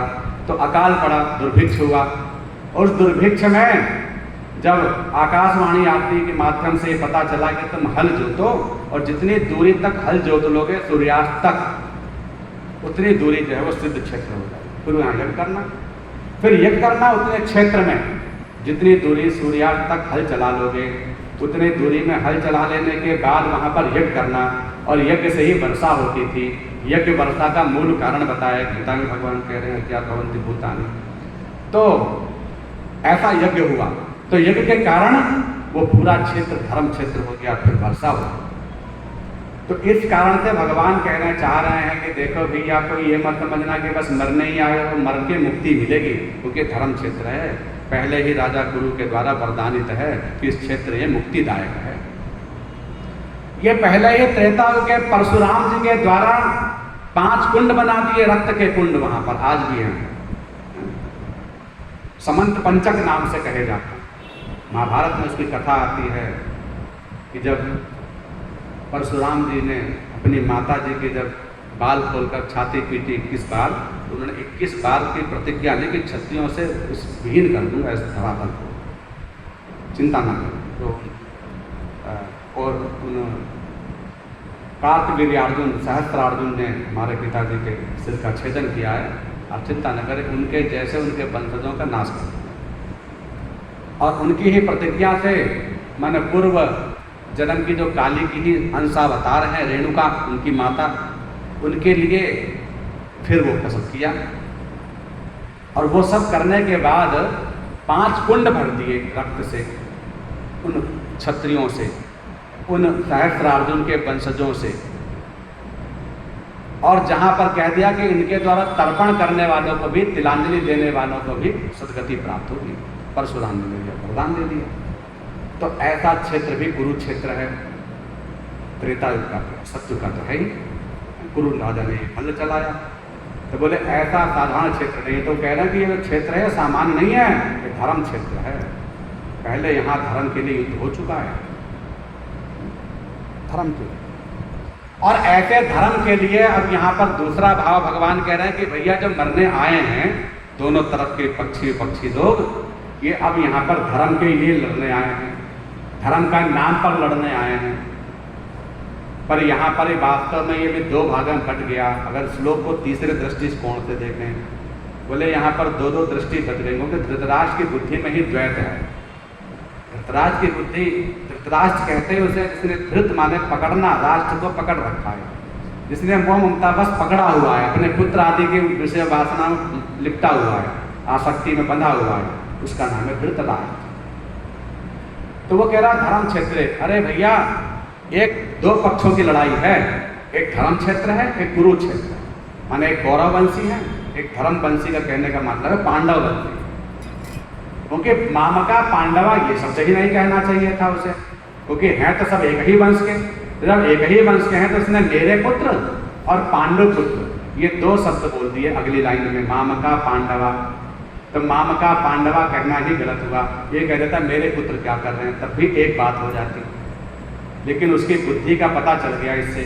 संजय ने ताड़ लिया कि हाँ अभी इसके भाव क्या हैं, क्योंकि किसी की बातों से ही पता लग जाता है कौन कितने में है और मैं उसको क्या सुनाना है, क्या बताना है, किसके अनुरूप कथा करनी है, बातों से ही पता लग गया। तो इसलिए ये विचार करके कि इसलिए तो बातों में ही मामका पांडवा धर्म क्षेत्र कुरुक्षेत्र, क्योंकि इन्होंने जान लिया कि हाँ वास्तव में अनीति हुई, इसीलिए अब लड़ते लड़ते स्थिति यहाँ तक आ गई, अब लड़ने की बात आ। चल तो बहुत समय से रही थी, बचपन से ही चल रही थी, क्योंकि दुर्योधन किसका अवतार है? दुर्योधन कली का अवतार है, कलयुग का ही अंश है दुर्योधन। सबके अवतार ही है, सब कोई अवतार है, पांडव भी जैसे इंद्र के अवतार हैं पांचों। तो इसी तरह से बोले कि ये जो है ये दुर्योधन कली का अवतार है, कली का प्रवेश, यहाँ महाभारत खत्म हुई, भगवान गए और कली प्रारंभ हो गया। तो इसको तो अपना ही काम करना था। यहाँ पर मामका पांडवा लगा दिया, बोले अब ये तो दो तरफा है, धर्म और अधर्म। कितनी सेना है टोटल? 18 अक्षौणी सेना है। 18 अक्षौणी में कौरव पक्ष में कितनी है? 11 अक्षौणी है, और इधर के पक्ष में 7 अक्षौणी सेना है। वही 11 क्यों पहुंची? बोले 4 नारायणी सेना भी थी, इसलिए वहां उतनी, नहीं तो बराबर ही थी, वहां 4 से बढ़ गए। अक्षौणी 4 अक्षौणी सेना भगवान नारायण ने दी थी, कृष्ण जी ने दी थी, तो इस तरह वहां बढ़ गए।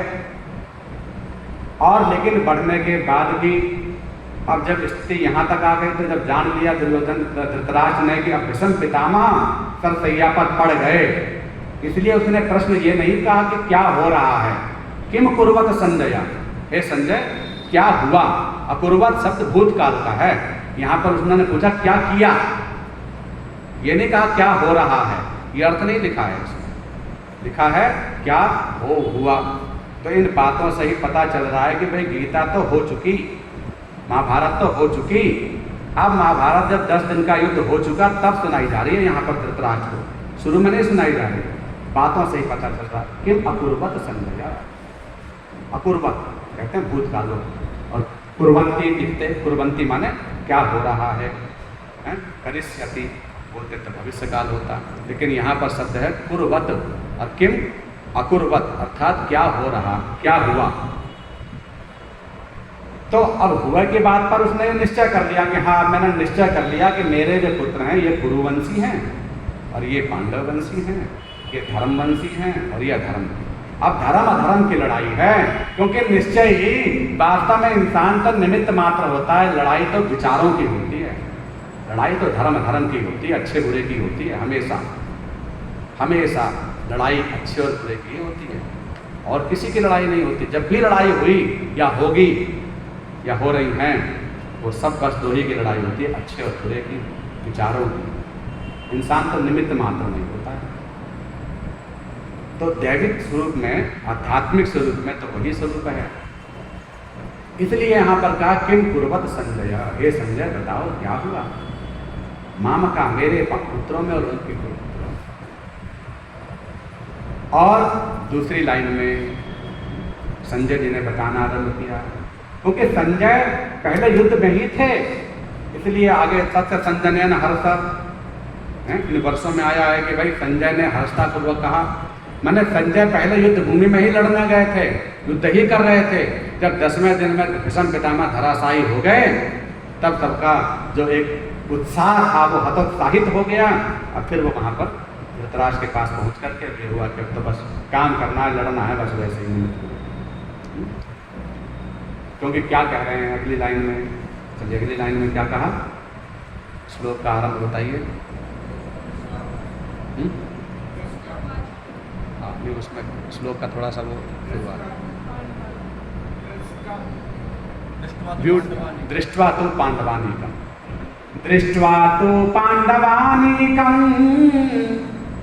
दृष्ट्वा तो पांडवानीकम व्यूढ़ं दुर्योधनस्तदा आचार्यमुपसंगम्य राजा वचनमब्रवीत् दृष्ट्वा तु पांडवानीकं। दृष्ट्वा, दृष्ट्वा कहते हैं देख कर, पांडवानीकम। लेकिन ये सब दृष्ट्वा तु पांडवानीकम दुर्योधन, अब यहाँ दुर्योधन आ गया। संजय बता रहे हैं कि अब ऐसा हुआ, दृष्ट्वा तु पांडवानीकम, पांडवों की सेनाओं को देख करके, पांडवों की ओर देख करके, व्यूढ़ाम दुर्योधनस्तदा, दुर्योधन ने देखा, उनकी व्यूह रचना को देखा, कैसी सेनाओं को सजा रखा है। दृष्ट्वा तु पांडवानीकम, उन पांडवों के सेनाओं को किसने देखा? दुर्योधन ने देखा, व्यूह को, कि सबने चक्रव्यूह, किसी ने अपने अपने तरह से कई सारे व्यूह होते हैं सबने। लेकिन अब यहाँ पर दुर्योधन ने ही क्यों, पांडवों का नाम संजय जी ने क्यों नहीं दिया? भाई पांडव भी तो देख रहे हैं उधर, तो वो देख रहे हैं तो ये भी देख रहे हैं, देख तो दोनों रहे हैं। लेकिन देखने वाले की बात से ये लक्षण से लक्षित होता है कि इधर उधर कौन देखता है। बोले इधर उधर ज़्यादा वो देखता है जो जिसका अंदर से हृदय कमजोर होता है, डरा हुआ होता है। डरा हुआ व्यक्ति उपाय खोजता है कि अब क्या करूं, कैसे करूं, और उसको बाहर दूसरे वाले की सेना बड़ी नजर आती है, अपनी सेना छोटी आती है, अपने में अपनी थाली नहीं दिखाई देती। जैसे उसी तरह से दूसरे के पक्ष में ही कमी बेसी जो भी होता है वो दूसरा दिखाई देता है। पर दूसरे की ओर तरफ देखने वाला भगवान कहते हैं वो अच्छा व्यक्ति नहीं होता, हमेशा अपने में देखो, अपने में देखो, अपने में देखो। दूसरी तरफ देखना ये अच्छी बात नहीं है। इसलिए दृष्टवा तो पांडवानीकम, दुर्योधन जैसे अधर्मी ने देखा, अधर्मी ने देखा। क्या देखा? बोले ये इतनी बड़ी व्यूह सेना, क्योंकि व्यूह शब्द लगा देने का यहाँ पर मतलब यही था, क्योंकि व्यूह तो यहाँ पर कम है, यहाँ 7 है, वहाँ अपनी तरफ 11 है, लेकिन सबने 11 नहीं दिखाई दे रहे हैं, इसे 7 दिखाई दे रहे हैं, थोड़ा दिखाई दे रहा है दूसरे की थाली में, जैसे थोड़ा भी है और अपने थाली में ज़्यादा भी है। तो जो अधर्मी है, जो गलत है, अनिष्ट है, अच्छा व्यक्ति नहीं है, उसको वही दिखाई देगा, उसके में इतना क्या। मानो वो लक्षणा वृत्ति के प्रकट कर रहे हैं। यहाँ पर भगवान कहना चाह रहे हैं कि भैया दुर्योधनस्तदा, दुर्योधन ने देखा। क्या देखा? बोले कि इतनी व्यूह, इतनी बड़ी सेना, और इतनी बड़ी सेना को देखकर उसका हतोत्साहित तो पहले ही हो गया, उसका मनोबल तो पहले ही गिर गया, और मनोबल गिर गया इसलिए वो आचार्य उपसंगम गया, आचार्य जी के समीप, गुरु जी द्रोणाचार्य जी के पास गया। अब द्रोणाचार्य जी के पास जाके राजा वचनमब्रवीत्, राजा दुर्योधन। अब यहाँ पर प्रश्न उठता भी तो राजा बना ही नहीं, राजा के लिए तो लड़ाई थी, पर राजा शब्द से क्यों कह दिया? राजा वचनमब्रवीत्, दुर्योधन के लिए राजा कह रहे हैं संजय, कि राजा ने बोला। तो राजा ने इसलिए, क्योंकि जब हे धृतराष्ट्र तुम्हारी बुद्धि में मेरा पराया, वो पांडव और मेरे पुत्र क्या कर रहे हैं, ये बात तुमने पहले ही बोल दी, तब मैं समझ गया कि तुम्हारे दुर्योधन के प्रति ममता दिखाई दे रही है। इसलिए अब युवराज बनाने वाला तो तुम पद तो उसे ही देना चाहते थे, उसी के लिए सारी लड़ाई थी। और इतना ही नहीं, बल्कि इसके साथ साथ में वो काम तो सारा दुर्योधन ही करता था, तुम तो बस निमित्त मात्र ही थे, सारी व्यवस्था वही देख रहा था, इसलिए उसे अब राजा कहने में कोई दोष नहीं है। और राजा के लक्षण भी यही होते हैं कि देख पराई भूति, देख न सकई पराई भूति, वे दूसरों की विभूतियां देख नहीं पाते, देख न सकई पराई विभूति, वे दूसरे के अच्छेपन को देख नहीं पाते हैं, सह नहीं पाते हैं, तो ये उनका अवगुण होता है। इसलिए दुर्योधन से कहा। और क्या किया? बोले राजा वो द्रोणाचार्य के ही पास क्यों गया? क्योंकि सेनापति तो एक से बढ़कर एक है। और अगले लाइन में वो कह भी रहा है बलम भीष्माभिरक्षितम, भीष्म जैसा बलवान कौन, इधर भीम जैसा बलवान कौन, दोनों तरफ के दोनों ने दो ही नाम लिए, उसने एक तरफ भीम एक तरफ भीष्म।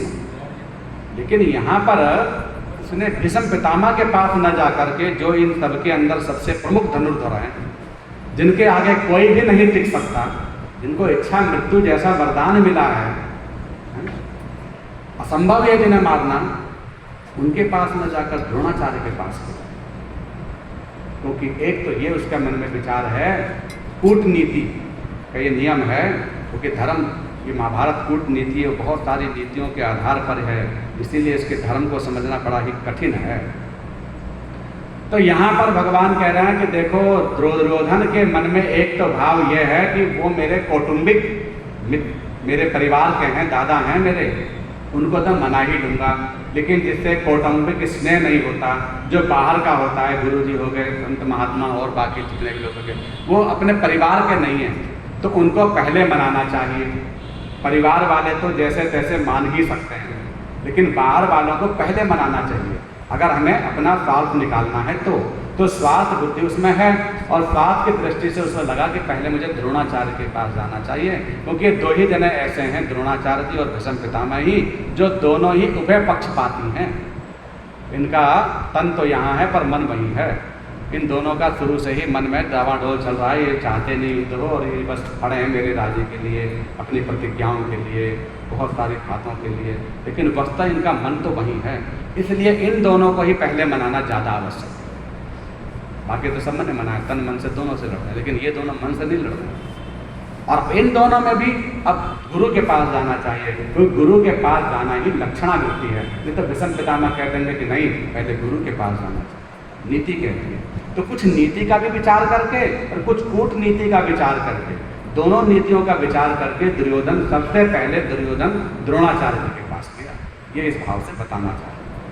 गूढ़म दुर्योधन सुता आचार्य रूप संगम, वहां पर गया और जा करके क्या कहा अगले लाइन में, एक शुरुआत की बता रहा हूं। पश्येताम पांडपुत्राणाम, पश्येताम पांडपुत्राणाम आचार्य महतिम चमू। पश्येताम, दिख तो द्रोणाचार्य जी को भी रहा है, जैसे हमें भी दिख रहा है, तुम भी वही देख रहे हैं, हम भी वही देख रहे हैं, लेकिन फिर भी कोई आकर कह रहा है भैया देखो तो सही। तो ऐसे द्रोणाचार्य से कहा देखो तो सही, पश्येताम, देखो तो सही, इतनी बड़ी सेना है, जो कि पता है उनको भी सबको कि हमारी सेना से बड़ी है, छोटी है, लेकिन फिर भी कहा देखो तो सही। मानो दिखाना किसको चाह रहे हैं, मानो दिखा करके वो बताना वही चाह रहे हैं कि तुम उनको मत देखो, पांडवों को मत देखो। उन्होंने नाम लिया अगली लाइन में, किसको देखना है, किसको देखना है, पश्येताम पांडपुत्राणाम आचार्य महतिम चमू। हे आचार्य, महतिम, महति कहता है बहुत बड़े को, छोटी सेना नहीं है, बहुत बड़ी सेना लग रही है मुझे तो ये, मैं तो मन अभी से ही घबरा रहा हूं भीम को देख कर, सबको देख करके। महतिम चमूम, चमूम सेना को देखकर मैं भी घबरा रहा हूं, क्योंकि अगले लाइन में किसका नाम लिया,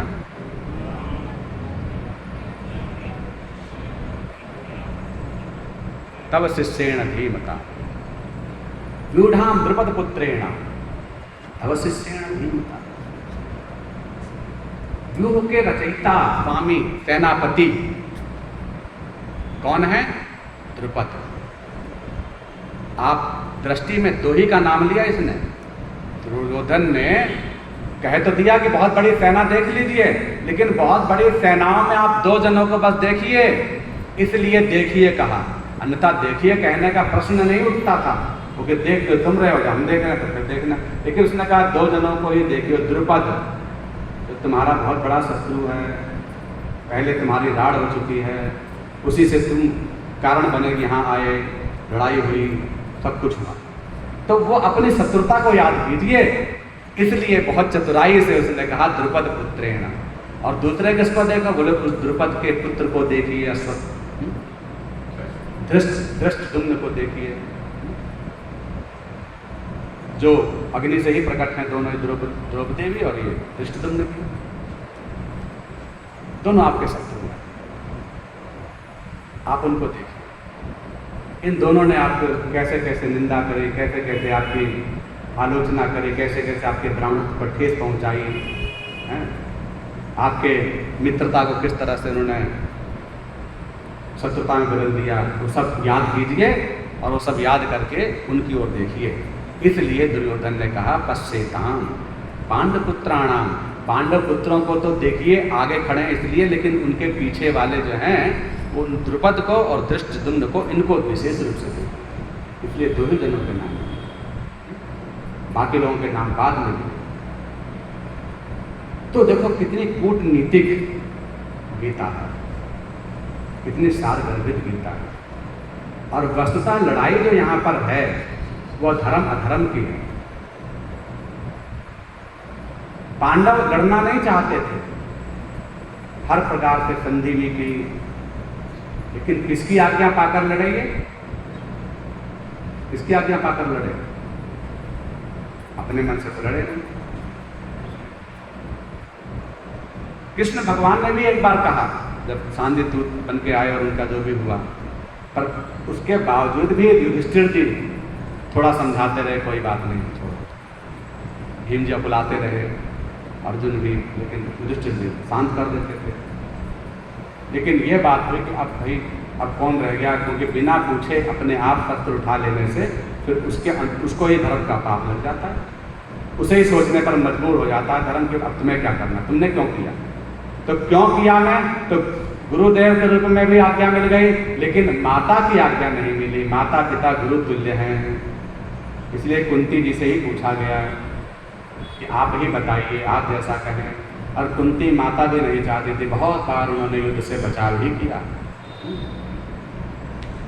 12 वर्षों के अज्ञातवास झेल चुके थे, सब कुछ हो गया था, उसके बाद आने पर अपना राज्य मांगा, क्या गलती की? और उसके बाद चलो राज्य नहीं मना कर दिया, उन्होंने कहा सुचाग्रे नेव दास्यामि बिना युद्धेन केशव, के सुई की नोक के बराबर भेज दूंगा बिना युद्ध के। इतनी सी बात पर भी कुंती जी को कुछ नहीं लगा। उन्होंने लगा कि जब तक बात पैसे पे, रूप पे, धन पे, स्त्री पे, इन सब के लिए आए, लड़ना नहीं चाहते। अपने लिए, अपनी रक्षा के लिए लड़ना शास्त्र में उचित नहीं बताया गया, बोले सामान्य व्यक्ति के नियम है, लेकिन बात है दूसरों के लिए लड़ना तो शास्त्र में कहा गया है कि अगर बलवान हो और तुम्हारे सामने कोई निर्बल हो, बलवंतम स्यात्, निर्बल पर कोई अत्याचार कर रहा है, शोषण कर रहा है, और फिर तुम बलवान होकर चुपचाप सह रहे हो, तो तुम भी दोष के भागी हो, वहां वो दोष लगेगा।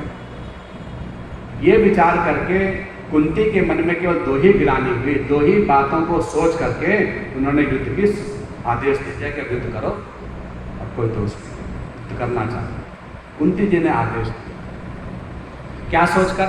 बोले एक तो द्रौपदी का अपमान, बोले द्रौपदी का जैसा भीषण अपमान हुआ है वो अत्याचारी ही कर सकता है, कुल का घर का व्यक्ति ऐसा नहीं कर सकता, और अगर बाहर का करता है तो कुल वालों का धर्म है, उसके लिए लड़ जाए। स्त्री की मान सम्मान इज्जा के लिए हमने युद्ध किया, करना भी चाहिए, मर जाना अच्छा वहां पर तो। लेकिन अगर कुल में ही कोई ऐसा पैदा हो जाए तो बोले फिर तो उसको भी मारना अच्छा है, क्योंकि उसे कुलंगार कहते हैं, उसको मारने में कोई दोष नहीं। दूसरी बात, बोले कृष्ण भगवान हैं, हम जानते हैं, वो भी जानते हैं, और उन कृष्ण भगवान का ही जहाँ अपमान हो गया तो फिर क्या बचा? फिर धर्म कहाँ बचा? वहीं पर उन सबकी आयु खत्म हो गई थी, तो आयुहीन भयसर तभी हो गए थे। तब कृष्ण भगवान का अपमान भी अगर हम सह लें तो हम कैसे वैष्णव, कैसे भक्त, कैसे इंसान? तो जो भगवान का अपमान सह ले, या जो भगवान के वचनों का अर्थात धर्म का जो तौहीन सह ले, जो उनका अपमान सह ले, तो वो इंसान कहलाने योग्य नहीं है, फिर मनुष्य कहलाने योग्य नहीं है। तो इसलिए युद्ध की प्रेरणा दी, 2 बातें सोच करके कृष्ण भगवान का अपमान करना भी उचित नहीं होगा। मानो ये 2 बातें आ रही है धर्म के लिए, धर्म क्षेत्र कहकर पहले लाइन में भगवान बताना चाह रहे हैं कि अब ये गीता धर्म के लिए बात समझो, इसमें धर्म का सार समझो कि यहाँ पर जो युद्ध भी हो रहा है वो धर्म के लिए ही है, ना कि यहाँ पर इंसान और पैसों के लिए। जो अगर अर्जुन के मन में जो ये जिज्ञासा फैलने लगी बाद में कि अरे मैं किम नो राज्य न गोविंदा किम भोगेर जीवितेन वा, अरे भगवान जी मैं राज्य लेकर क्या करूँगा, मैं जी करके क्या करूँगा, मैं तो भिक्षा मांग कर खा लूँगा, मैं द्रोणाचार्य जैसे गुरु का हत्या करा कैसे बन सकता हूँ? आगे के श्लोक में सब कह रहे हैं वो, आचार्यान मातुलान भ्रातृन पुत्रान पौत्री सखी तथा इन सबको मारकर मैं कैसे सुखी रह सकता हूँ? ये तो कुल घातक ही बन जाऊंगा। अगर आप अर्जुन की स्थिति पर रहकर सोचिए कि अर्जुन की कोई बात गलत नहीं है। अर्जुन कह रहे हैं कि अरे प्रभु आप रथ को बीच में ले चलिए, पहले तो रथ को बीच में ले जाने की आज्ञा दी। 3 बार बोला उन्होंने, रथम स्थापन में च्युता, मैं जरा देखूं तो सही कौन है। जब पास में आ गए तो देख रहे थे ऐसे। पर वहाँ पर वो कहना चाह रहे हैं कि देखो, उनको परिवार दिखाई दे रहा है, समाज दिखाई दे रहा है, मेरे बाबा खड़े हैं, मेरे गुरुजी खड़े हैं, जिन गुरु को तू बोलने से भी इतना बड़ा पाप लगता है। गरुड़ पुराण में लिखा है कि गुरु हुम कृत्य तुम कृत्य समसाने जायते वृक्ष तत्व कंसोपि सेविता। जो गुरु को तू करके बोलता है वो शमशान में जाकर पेड़ बनता है जिस पर गीत बैठते हैं। ये उसका प्राश्चित बताया, प्रणाम बताया जाए। बोले ऐसे गुरु की मैं हत्या करूं, बाण चलाऊं उन पर, कौन से नरक में जाऊंगा। गुरु न हत्वा ही महान भावान, ऐसे गुरु की हत्या कैसे, और कुल घाती बन जाऊंगा कुल को मार करके। और कुल के मारने के बाद जो कुल क्षयम प्रणतंती कुल धर्मा सनातना, कुल के नष्ट करने पर मेरा कुल धर्म सनातन नष्ट हो जाएगा। और जब कुल धर्म ही सब नष्ट हो जाएगा तब मैं जीकर क्या करूंगा, क्योंकि मृत्यु दोनों पक्ष से होती है। जरूरी थोड़ा ना कि इधर के नहीं मरेंगे उधर ही मरेंगे, अब कोई नहीं मर सकता है। और जब परिवार वाले ही मर जाएंगे तो हम ये पैसा रुपया भी लेकर क्या करेंगे, क्योंकि रुपया पैसा तो इंसान परिवार के लिए ही कमाता है। और जब हमारे माता पिता भाई बंधु सब मर जाएंगे, वियोग में कोई मर जाएगा और कोई वैसे मर जाएंगे लड़के, और दोनों पक्ष अपने ही दिखाई दे रहे हैं परिवार वाले। तो इसलिए जब सब मर ही जाएंगे तक इनमें जमीन को लेकर क्या करूंगा, जिस जमीन के लिए मैं युद्ध के लिए आगे बढ़ रहा हूँ। मुझे राज्य, इसलिए मुझे राज्य नहीं चाहिए। ऐसा राज्य नहीं चाहिए जिसके ऊपर खून के धब्बे लगे हुए, छींटे पड़े हुए हों, कलंक लगा हुआ हो, पाप लगा हुआ हो, क्योंकि वे सब सोच सोच करके तो मैं मारा जाऊंगा। मेरे अंदर धर्म बसा हुआ, ये विचार अर्जुन के। अगर कुल धर्म ही नष्ट हो जाएगा तो कुल सनातना, सनातन रीति पद्धति सब नष्ट हो जाएंगे, स्त्रियां वर्ण संकर हो जाएंगी, उनके द्वारा ऐसी संतानें पैदा होंगी जो वर्ण संकर कहलाएंगी, जिन वर्ण संकर संतानों से पूर्वज जल भी ग्रहण नहीं करते।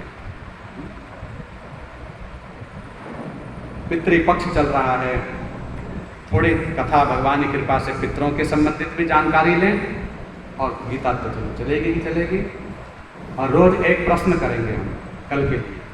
आज एक प्रश्न दे रहा हूँ, कल के लिए फिर कल उत्तर मिलेगा इसका, और जब तक आप लोगों को सोच के बताना है।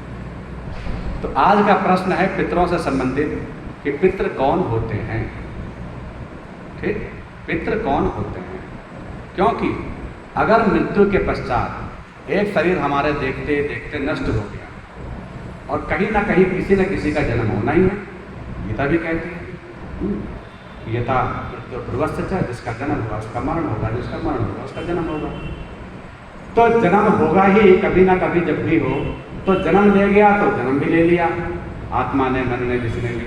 और यहाँ शरीर नष्ट हो गया तो बचा कौन, कोई नहीं। फिर पितृ कौन, प्रश्न ये है पितृ बनता कौन है, क्योंकि पितरों का संबंध केवल 10 दिन का तो रहता नहीं है, हमेशा के लिए हो जाता है। श्राद्ध में भी, पितृपक्ष में भी, शादी ब्याह, हमेशा सब पूर्वजों का। तो ये पितृ कौन होते हैं, जब ये एक शरीर नष्ट हो गया और दूसरा जन्म ले लिया तो पितृ कौन होते हैं, ये सबको जानना चाहिए। और कल थोड़ी इसकी व्याख्या लंबी है, कल बताएंगे। बोलो कृष्ण भगवान की। दूसरी बात, गीता के अंतर्गत, गीता के अंतर्गत पहले अर्जुन के प्रश्न समझ लीजिए। अर्जुन की व्यथा क्या है। अर्जुन की व्यथा है कि अगर मैं धन को देख करके युद्ध करूं तो धन अपने आप के लिए नहीं कमाया जाता, कभी भी धन अकेले के लिए नहीं कमाया जाता, बल्कि शास्त्र तो ये भी कहता है कि अकेला व्यक्ति हो तो मांग कर खा ले, मांग करके खा ले, भिक्षा मांग कर खा ले, लेकिन धन संग्रह न करे, ज़्यादा संग्रह न करे, ज़्यादा न जोड़े। हाँ, अगर उसके परिवार है, आगे पीछे कोई है, तो फिर बिना कमाए भी न रहे। अगर फिर वो भिक्षा मांगने वाली बात सोच रहा है तो पाप लग जाएगा। अगर परिवार है, उसके आगे पीछे कोई है, तो उसको कमाना ही धर्म है, और जिसके आगे पीछे कोई नहीं है उसके लिए न कमाना ही धर्म है। माने जो संत बन गए, विरक्त बन गए, तो फिर भैया विरक्त में ही रहो, जैसे भी रहो। सोच विचार करके विरक्त वेशभूषा लो, अन्यथा मत लो। शास्त्र तो नहीं कहते जरूरी है संन्यास लेना, पर संन्यास बन गया तो पूरे सन्यासी बन जाओ, और गृहस्थ हो तो अपना कमाओ ईमानदारी से, धर्म कर्म से जैसे भी मिले, और अपना उसमें गुजर बसर करो। अपनी किस्मत में जितना लिखा होगा ज़्यादा या कम मिल ही जाएगा, लेकिन कमाओ। माना उसको हमें विरक्ति का उपदेश नहीं देना चाहिए कि भाई अब कुछ नहीं है दुनिया में और मोह माया सब छोड़ो और ऐसे करो वैसे करो। गृहस्थी के लिए तो धन न कमाना ही पाप है। सोचिए गृही जमोह बस करे कर्म पथ त्याग। सोचिए गृही जे मोह बस करे कर्म पथ त्याग। वो गृहस्थ सोचनीय है जिसने कर्म के पथ का त्याग कर दिया है। और यही बात गीता भगवान ने कर्म योग के योग में बहुत जगह बता रहे हैं कि भैया ज्ञान योग और संन्यास योग में अंतर क्या है। तो कपड़े वेशभूषा वाली बात नहीं है, कोई भी बन सकता है। और सोचिए यति प्रपंचरत विगत विवेक विराग। वो यति माने सन्यासी सोचनीय है जो विगत विवेक विराग, वैराग्य को छोड़ करके घर गृहस्थी के बंधन में पड़ गया, मकान बना लिए, दुकान बना लिए, सब कुछ बना लिए, उसमें रह गया और सन्यासी कहलाता, अकेला कहलाता, वो गलत है। सोच के करना चाहिए। और यही गीता के 6 अध्याय के पहले श्लोक में भगवान कह रहे हैं, अनाश्रितः कर्म फलम कार्यम कर्म करोति यः। अनाश्रितः कर्म फलम कार्यम कर्म करोति यः स सन्यासी च योगी च न निरग्निर् न चाक्रियः। अनाश्रितः, अनाश्रितः जो किसी के आश्रित नहीं है, अनाश्रित। कर्म फलम, जो कर्म फल में मिल गया वो मिल गया, संतुष्ट है उसी से। संतुष्टो येन केनचित्, 6 अध्याय के प्रथम श्लोक में। अनाश्रितः कर्म फलम कार्यम कर्म करोति यः। जो अनाश्रित होकर के और कर्म फल की इच्छा को हटा करके जो कर्म करता है, तो भाई ये कैसे होगा, ये तो बड़ा मुश्किल काम है, क्योंकि पहले उद्देश्य बनता है, पहले कारण बनता है, तब क्रिया होती है। नियम तो यही है, व्यवहार में तो यही होता है कि पहले इंसान सोचता है ये करना है, उसके बाद। और यहाँ भगवान कह रहे पहले सोचो मत, कर्म फलम, फलम का मतलब आगे। भगवान कह रहे हैं सोचो मत, करो। बोले ये कैसे होगा, बोले वही करो जो तुम्हारे कर्तव्य के अंतर्गत उचित है। जो सामने परिणाम आ जाए उसके बारे में सोचो, नहीं कोई परिणाम आया तो ये भी मत सोचो कि अब क्या होगा, क्योंकि चिंता केवल 2 ही से होगी। हर किसी के मन में अगर चिंता कभी भी हुई तो उसके 2 ही कारण होते हैं, तीसरा कारण नहीं है, 2 ही कारण। क्या कारण है, बोले असोचा नन्व सोचस्तम। वही बात भगवान गीता के दूसरे अध्याय में कह रहे हैं। भगवान पहले अध्याय में तो बोले ही नहीं, चुपचाप सुनते रहे, मानो बताना चाह रहे हैं कि भैया पहले जो कोई भरा हुआ हो ना, पहले सब सुन लो, बीच में टोका टोकी मत करो, नहीं तो उसकी बात रह जाएगी। पहले उसकी सारी व्यथा सुन लो, तब फिर अपने कहो आराम से, प्यार से। इसलिए भगवान पहले अध्याय में चुपचाप सुनते रहे सब, दूसरे अध्याय में थोड़ा सा सुने, फिर बोले। और जब बोले तो फिर उन्होंने चोट कहाँ पर करी, असोचानन्व सोचस्तम। अरे तुम असोचानन्व, जो नहीं सोचना चाहिए वो सोच रहे हो। गता सून गता सुच्चा नानु सोचन्ते पंडिता। अरे विद्वान लोग जो चला गया और क्या रह गया ये सोच नहीं करते, इसका विचार नहीं करते। इसका अभिप्राय यह है, भगवान कहना चाह रहे चिंता जब भी किसी को भी होगी तो 2 ही से होगी, क्या हो गया और क्या होगा, बस 2 ही चिंता है। क्या होगा, जब ये सोचना शुरू करेंगे तब चिंता समझ लो आनी शुरू, वहीं से चिंता का आरंभ होता है। और क्या हो गया, पहले क्या हो गया, ये हो गया, वो हो गया, ये हो, उसने मेरे साथ ऐसा किया, उसने वैसा, पास्ट में पड़े रहेंगे तो उससे क्या चिंता, समाधान नहीं मिलेगा। और क्या होगा, अब क्या होगा, अब क्या होगा, ऐसा हो गया तब क्या होगा, ऐसा हो गया तब क्या होगा, तो समझ लो चिंता। और दोनों ही भगवान कह रहे तुम्हारे बस में नहीं है। क्या होगा ना तो ये तुम्हारे बस में है, जो चला गया उसको रोकना कि तुम्हारे बस में नहीं। अब वर्तमान में जियो, वर्तमान ही तुम्हारे हाथ में है। और वर्तमान में क्या है, बोले कर्तव्य, कर्तव्य। कर्तव्य क्या है, ये भी एक प्रश्न है, किसी दिन फिर इसको पूछेंगे किसी से कि कर्तव्य क्या है, कर्तव्य की परिभाषा क्या है, छोटे शब्दों में 1-2 स्लाइड में बताना है कर्तव्य क्या है। खैर, तो अभी तो इतना समझ लीजिए कि हमें वर्तमान में जीना चाहिए, क्या हो गया क्या नहीं होगा ये सोचना छोड़ करके क्या करना चाहिए ये सोचना है। और इसमें अगर हम जिएंगे तो बस यही विचार करके कि हे प्रभु, सदा सर्वदा भगवान से यही मांगे कि आप ऐसे कृपा करें कि तन मन वचन से हमारे से कोई अपराध ना हो, कोई पाप ना हो, किसी के प्रति भी कोई दुर्गुण वाक्य न निकले, तन मन वचन से किसी के प्रति कोई अपराध न बने, ये सदा सर्वदा भगवान से मांगते रहो।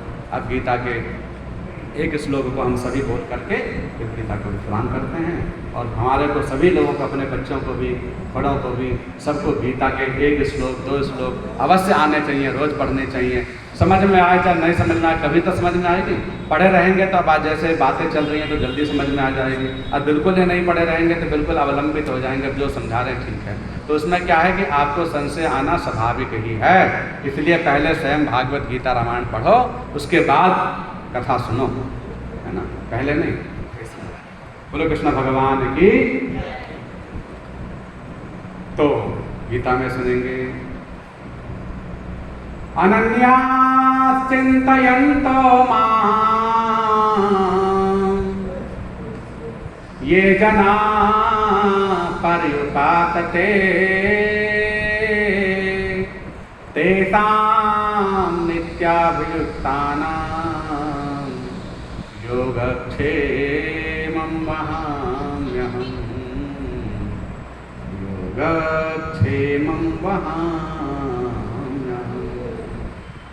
बोले श्री कृष्णचंद्र भगवान की, श्री सद्गुरुदेव महाराज की, श्री शंकर भगवान की। समय हो गया, अब पहले आरती करेंगे, भोग लग जाएगा। हाँ, ऊपर से कर लो, ठीक है, ऊपर से कर लें, जो भी लोग आ जाए आरती कर लेंगे। हरे कृष्णा कृष्णा कृष्णा हरे हरे, हरे राम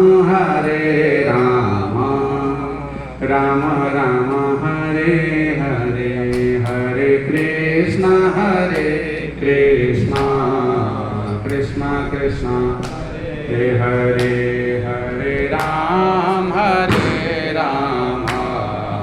राम राम हरे हरे, हरे कृष्णा कृष्णा कृष्णा